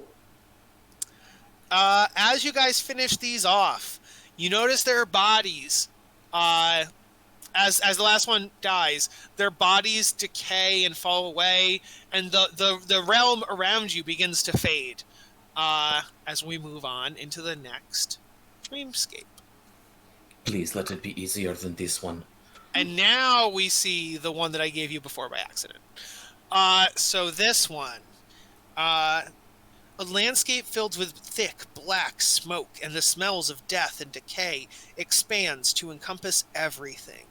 The small devils that survived the previous dream, which were the ones that ran away. So there were ones that ran away before you guys arrived. The small devils that survived kneel before you and offer to serve you if you spare their lives. So these are the ones. They weren't the same ones you just fought. They're a different group.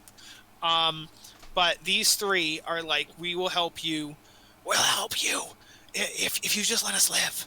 We promise we'll be loyal. Yes. To Is it blood just friends. us 6?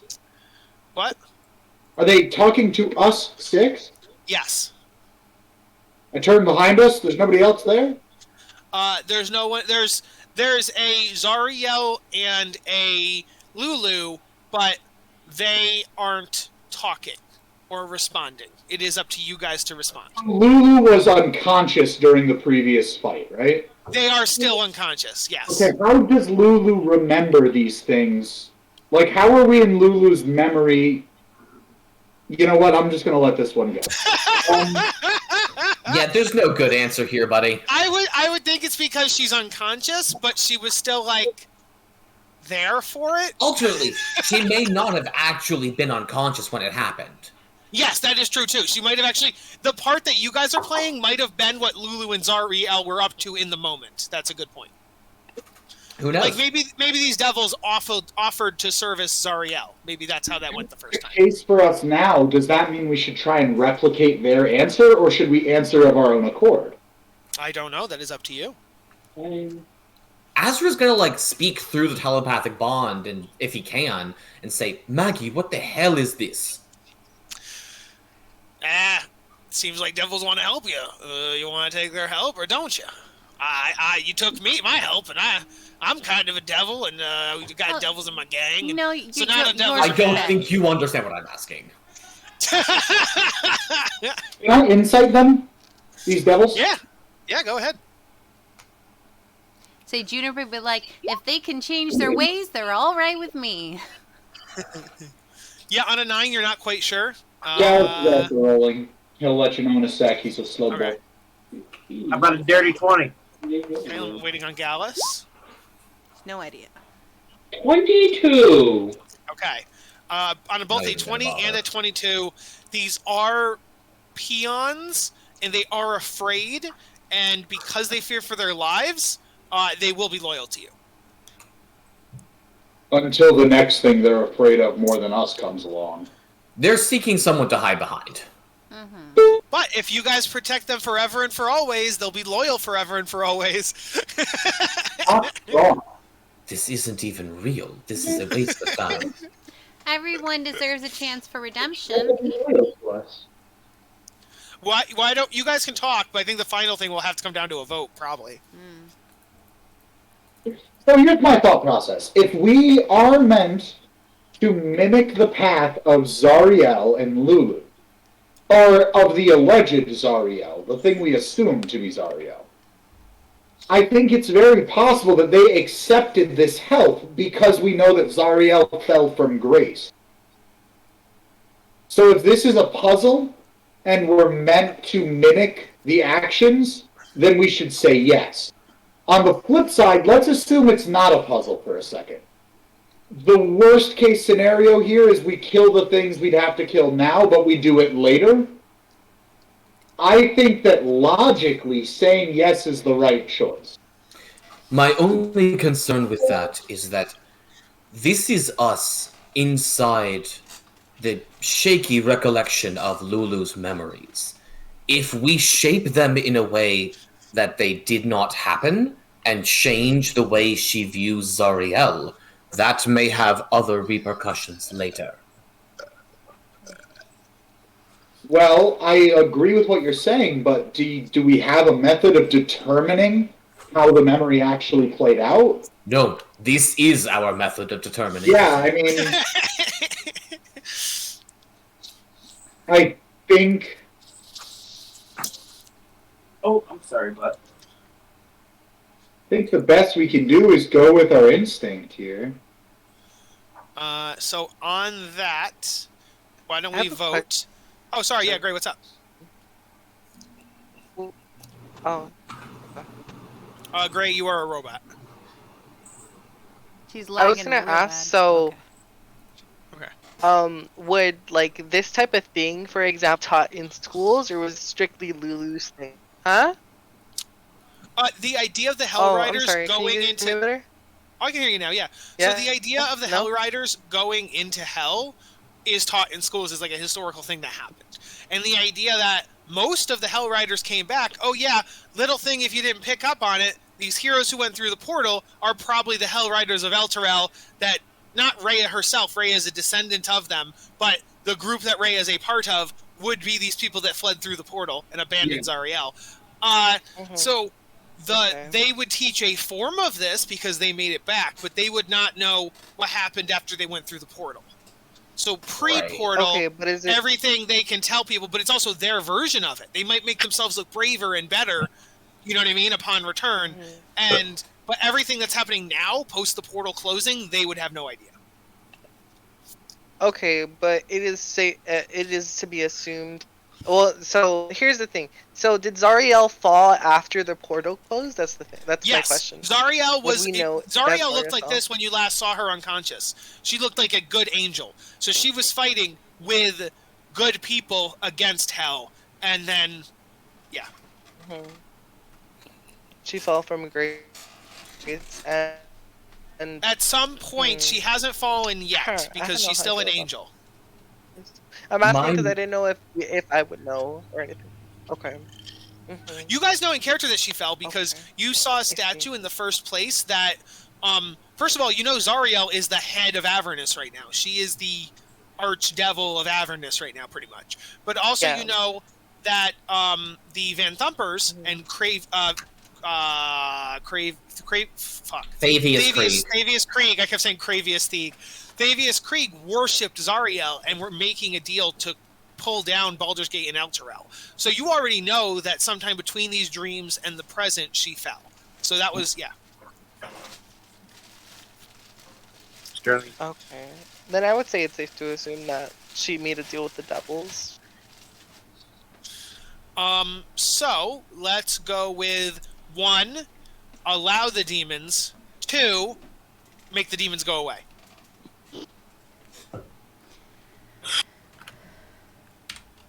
I am torn between this. Not demons, sorry, devils, but yes. Well, looks like regardless, I'd be outvoted if I voted again. So. It doesn't thrill Azra, but he is honestly pretty swayed by Romeo's argument that like Yeah, but it's what? there's a lot to be said for recreating the actions of the memories to the best of our ability. Oh no, See- nothing for everyone deserves a second chance. These No, aren't real demons. That doesn't make any sense.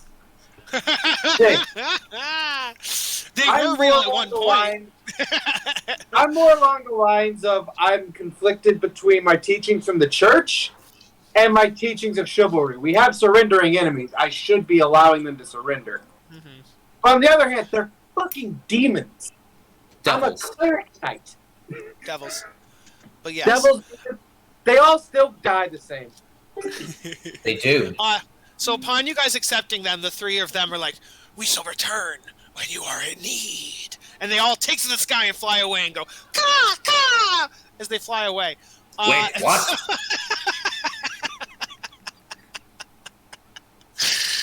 All right. As the landscape around you burns down to cinders, and a new landscape takes its place. oh, fun. Fun and joy and fun some more. Real pretty. You wander a vast, barren landscape of Great. utter devastation. Black sludge rises rapidly out of the ground, enveloping your feet and gripping you tightly, overwhelming you with a horrible sense of loss. You hear Mad Maggie's disembodied voice. "Don't let the sludge consume you! You must push through its defenses! Lulu must look!" Oh, this is not going to be fun for any of us, is it? So you guys are in the sludge. No, please. Could we not be in this one? Even Eris, who can fly, is in the sludge. Wisp is What? in the sludge. You're all in the sludge. Well, even if you're flying, you can see it reaches up, so it could just reach up and grab you. So, For being sludge, there's a lot of teeth in this. You'd be surprised how many teeth Okay. are actually in jelly. so we're actually going to roll initiative because we have to act in the book says so. I don't know, man. So Fun. Make sure my token's selected this time. Great idea. Oh shit! I get a nat 20! Oh I shit! get You're jealous. 25. I do have a -1 though, but That's fine. Give yourself a 3 billion. yeah, I made it a 30. Yep. All right. 1, 2. the 3, one time 4, I have 5, no 6, idea what I'm gonna do. All right, so Juniper, as the sludge reaches up and is trying to pull you into it, please give me. You would use your action to try to get free of the sludge. So please give me athletics or acrobatics. Interesting. All right, athletics it is. Woo, baby, 24. You have successfully stemmed it off for now. Gallus, same thing. Your action. If you guys have bonus actions you want to do something else with, you probably could. But your action is to give me an athletics or an acrobatics. I did acrobatics and I got a 9. That is a failure. Luckily, because you accepted help, one of the devils from earlier, this one on the far left, flies from the sky and grabs you, Gallus, and pulls you out of the sludge, but he himself falls into the sludge. You're 1 out of 3 helpers down. Oh, that's cool. That devil We is get there. helped and a devil dies in one fell swoop. That's great. All right, that's Gallus. What? I said I'm in support of this decision. Azra, please give me athletics or acrobatics. Oh, that sucks. Do I have anything to help myself with this? Guidance. Oh, That's an hey, action. I'm sorry. The help does not give an automatic success. The help gives you advantage. So, sorry, Gallus, back to Gallus. Please make another athletics or acrobatics. I can. Oh, nine. You're fucking kidding. Okay, Oh, so you no. are still sinking, and the devil dies. So the devil dies, and Gallus is sinking into the ooze. All right, yeah, now back to Azra. Okay. So you mentioned that even though Eris was flying, it still dragged her down into the mud. Yeah. So me casting Levitate wouldn't help me at all in this case. No. No, that's fair. That's fair. That sucks, but that's fair. I hate it, but sure. All right. Well, I have a whole +3 to athletics. Let's give it a shot. And I don't have guidance on me. God damn it. So I rolled a 3 for a total of 6. So another devil, this bug-looking one, swoops down from the sky and grabs you. You have advantage. So roll athletics or acrobatics again. Cool.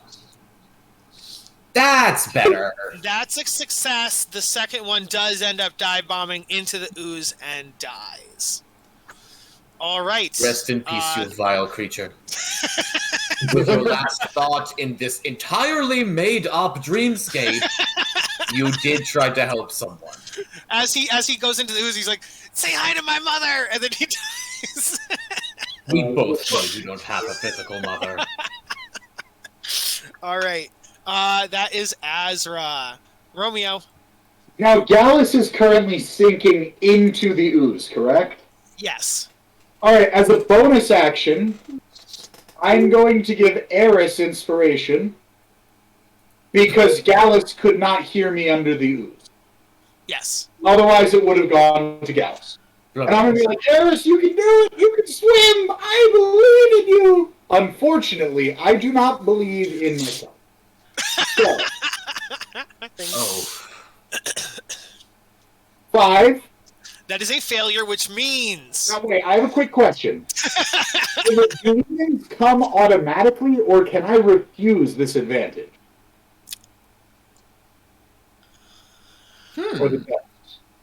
That's a good question. I think it would usually be automatic, but because you asked, you could say, "Stay away, you devil!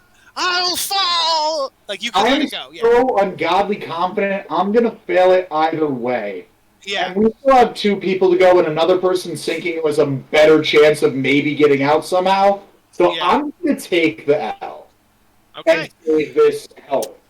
Perhaps Romeo it can help in a sinks future action thing as well. into the ooze. Oozy, oozy. Romeo, So, no.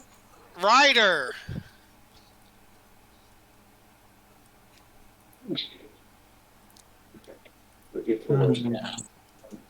Right, Icon. Her, species. She's nice.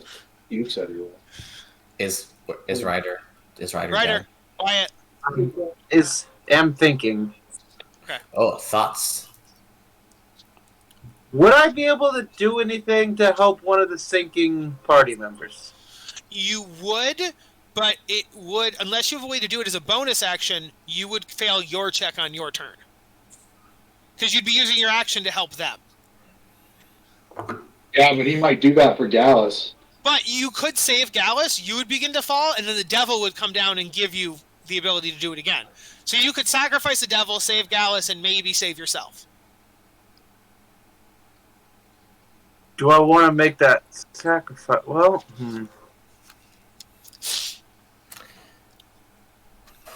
You got to make a choice. I do gotta make a choice, and I don't like it. I don't like using my brain. And why are you playing D&D? Yeah, I'm gonna try to help Gallus just because he's the closest one to me. Okay. So you use your action. Gallus will rise up. What that means, though, is that you automatically fail your check. So you would begin sinking. Do you want the devil to come help you? Or do you want to do a Romeo and just let yourself sink into the ooze? Would you, a holy cleric, ask for a devil's help? Well, less ask for and more accept, right? They're offering.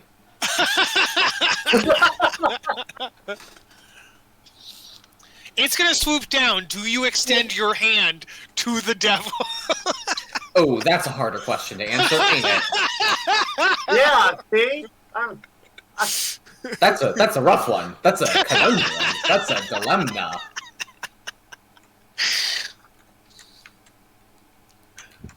I'll probably grit my teeth and curse in Celestial, but yes, I will attempt to Okay. grab. So what that means is you do have to make an athletics or an acrobatics flat. Because you would have advantage, but you use your advantage to help Gallus. So you just make it flat. Did it just roll for me when I told it not to? It did not. Okay. Okay. Roll. 13? Okay, that is a failure, unfortunately. Damn! So the devil swoops down, falls into the ooze, and the help it gave you was for naught, as you also sink into the ooze. But the only good thing is you did manage to save your charge, Gallus, from sinking further. That's the wrong symbol. I did not mean to do the X. That is harsh. I meant to do the net. I was just going to say, I'll just give the Terminator thumbs up as I go down. You go down. Oh my god. All right, Eris. Hello. You I'm going version. out on my terms, damn it. So, I have a question. Yeah. If I use haste, I get another action. Would I be able to use haste Ooh. and help Romeo What And is help myself? haste? What is haste as a cast? as a cast? What do you? Is haste It's a an bonus action action? to cast it. Yeah, So that's it the problem. takes You'd be action casting to cast haste, it. and then you then get another action, but then it would be for nothing. You know what I mean? Well, she could save herself the first time, and then her second turn, she'd have 2 actions. No, because it takes an action to save yourself. So I'm not by convinced casting it's haste, not she a wouldn't. turn. Yeah. Well, how long do you have haste for? Until she loses concentration. Yeah, up to a minute. Oh, then yes, it would be worth it because you could use the haste now, and then use your action to save yourself, and then you would have 2 actions for every turn from now on. Yeah. Get back. Okay. So it would be worth it. Okay. I'm So gonna you do now that. have haste on you. Yes. So then please, that's your first action. Your second action, please give me athletics or acrobatics. 15. Hey! That does pass. So you Hey. are good. That Okay. is Eris's turn. At the top of the initiative, everyone who is under the ooze, which is Romeo and Ryder, you take 22 psychic damage. Ooh. As a sense of horrible loss intensifies. You think about every cousin, aunt, uncle, grandparent that has died. You think of Romeo, you think of the loss of your son. You don't know where he is. He could be dead. He's probably dead. You know what? You should just give up and sink into the ooze because your son is dead. Can I ask a And question? then, what?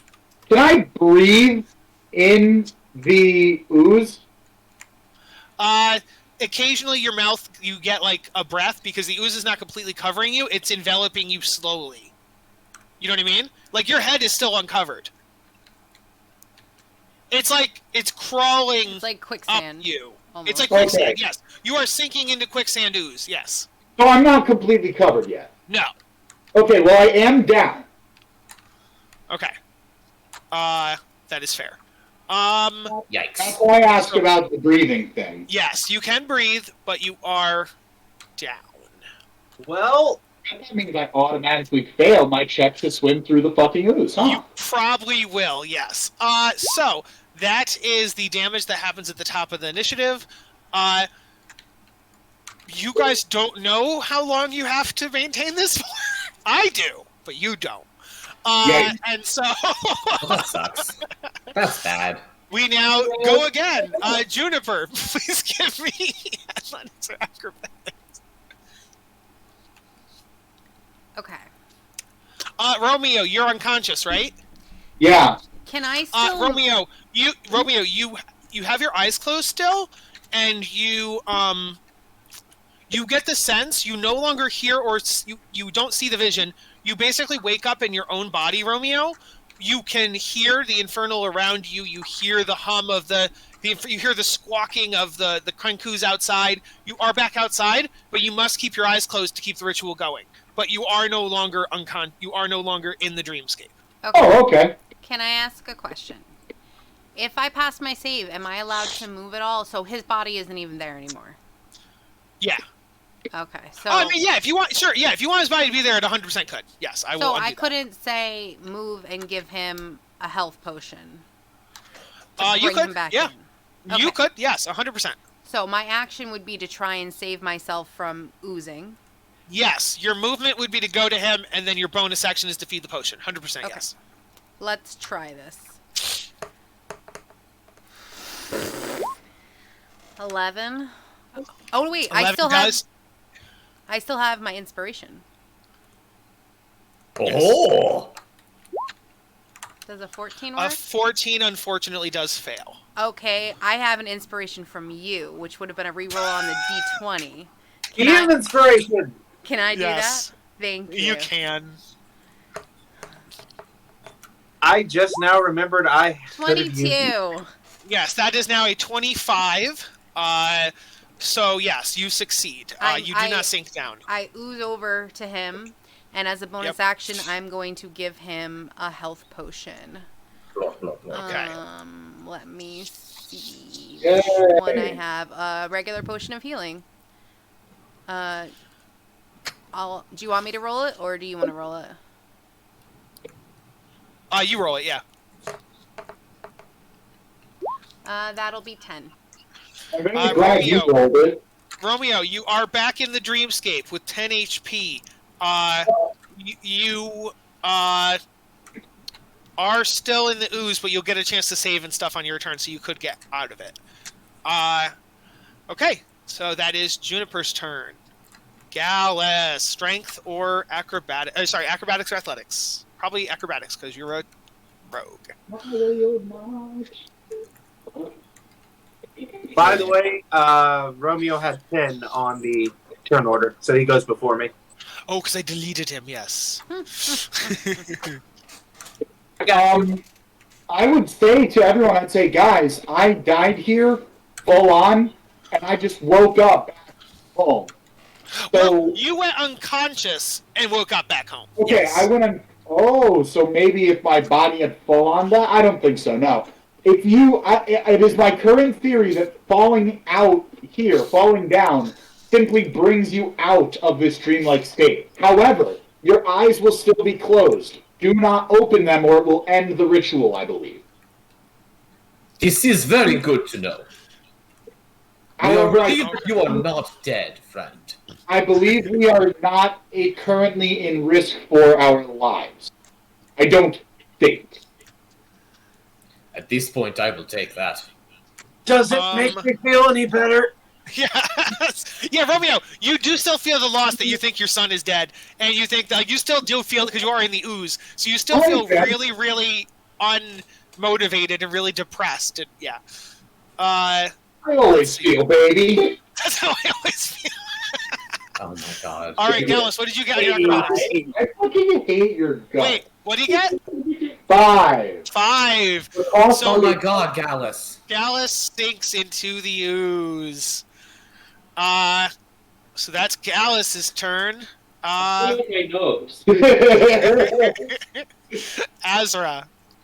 Azra can absolutely tank that damage way better than Gallus can. So I am going to try to pull Gallus up out. Can I make my way over to him? Yeah, movement is fine. Yeah, so you move over, and then, yeah, you pull him. Cool. Do I make an athletics check to pull him out, or do I just do it? You sacrificing your action, it does it. Oh, I love that. Okay. Yeah. Excellent. So I pull him out, but then I begin to sink instead. Yes, and then you fail. Yep. Cool. I don't have any bonus actions that could do literally anything. I like how we're both just neck deep in the sauce at this point. Yeah, you both sacrificed yourself for Gallus, and so Gallus is the... I want you to know that I'm trying to save you, but also what the fuck. Romeo, give me athletics or acrobatics to try to pull yourself out of this ooze. Easy. See? Oh, You actually do it. Good job. Alrighty, Ryder. Yeah, sorry. I'm good. No, you're good. Okay. I didn't check my bonus actions, but sure. No, you get a bonus action. Use it if you want. Check my bonus actions. I don't have any I want to use. I only have one more point of inspiration. I don't want to use it now. Okay. Ryder. Besides, I'm sad. Come on. Oh, actually, I may have misphrased something a little bit. I mentioned that your HP would carry over from the real world and vice versa. So you were in the real world, Romeo, but you felt really shitty, like super injured, like you had like 1 HP. You know what I mean? Like you were like fucked up in the real world. Okay. The pain was real. The physical pain was real. So yes. Ryder. No. Yes, Ryder. I relay that for the record. sorry, I was looking for something real fast. It turns out I don't have it, so that's going to be an issue. Anyway, let's make this roll for athletics, shall we? Yeah. Do it. I believe in you. Don't pull it out. Thanks, but you really shouldn't. Oh no, he. Oh, I didn't realize it was not. I didn't realize it was 9:17, guys. I'm sorry. So we'll finish this round. So unfortunately, Ryder, you sink deeper into the ooze, which You had one job. makes things worse for you later. So Yay. that is Ryder, Eris. You have haste. You have I'm 2 assuming actions. it's just like right here. Yeah. Oh, nat 20. Okay, you Does are that mean out. I get to help someone else? Yeah, I will let you help Azra on that because you're so close to him. So Azra is unsunk, and you are also good. Oh, we love to see that.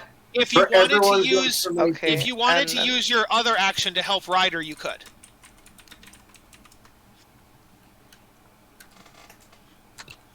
Yeah, I was gonna ask if I could do. Okay, then Ryder, you are do I up. do any checks? No, you help him out, and you are a portion out, Ryder, but you're still that 1 down. So that is Eris's full turn. Back to the top of initiative. Everybody in the ooze, which is just Ryder. Ryder, you take 22 psychic damage. Rest in peace. Ah! I will give you a hint. You would have taken more than that if you were 2 levels deep in the ooze.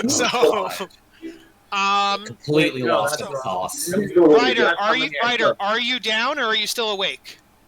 I have 8 left, baby. Oh Okay, my god. Good Let's news. go. As of now, that dream closes, and we would move into the next one, but because it's 9:20, we will end this session here. Take a 10-minute break and start polish up at 9:30. Incredible. Good session, guys. All right. We'll see everybody Yeah. back in 10. Alrighty. Bye. Thank y'all for the session. Y'all have a fantastic night. Night night. Yes, have a good night.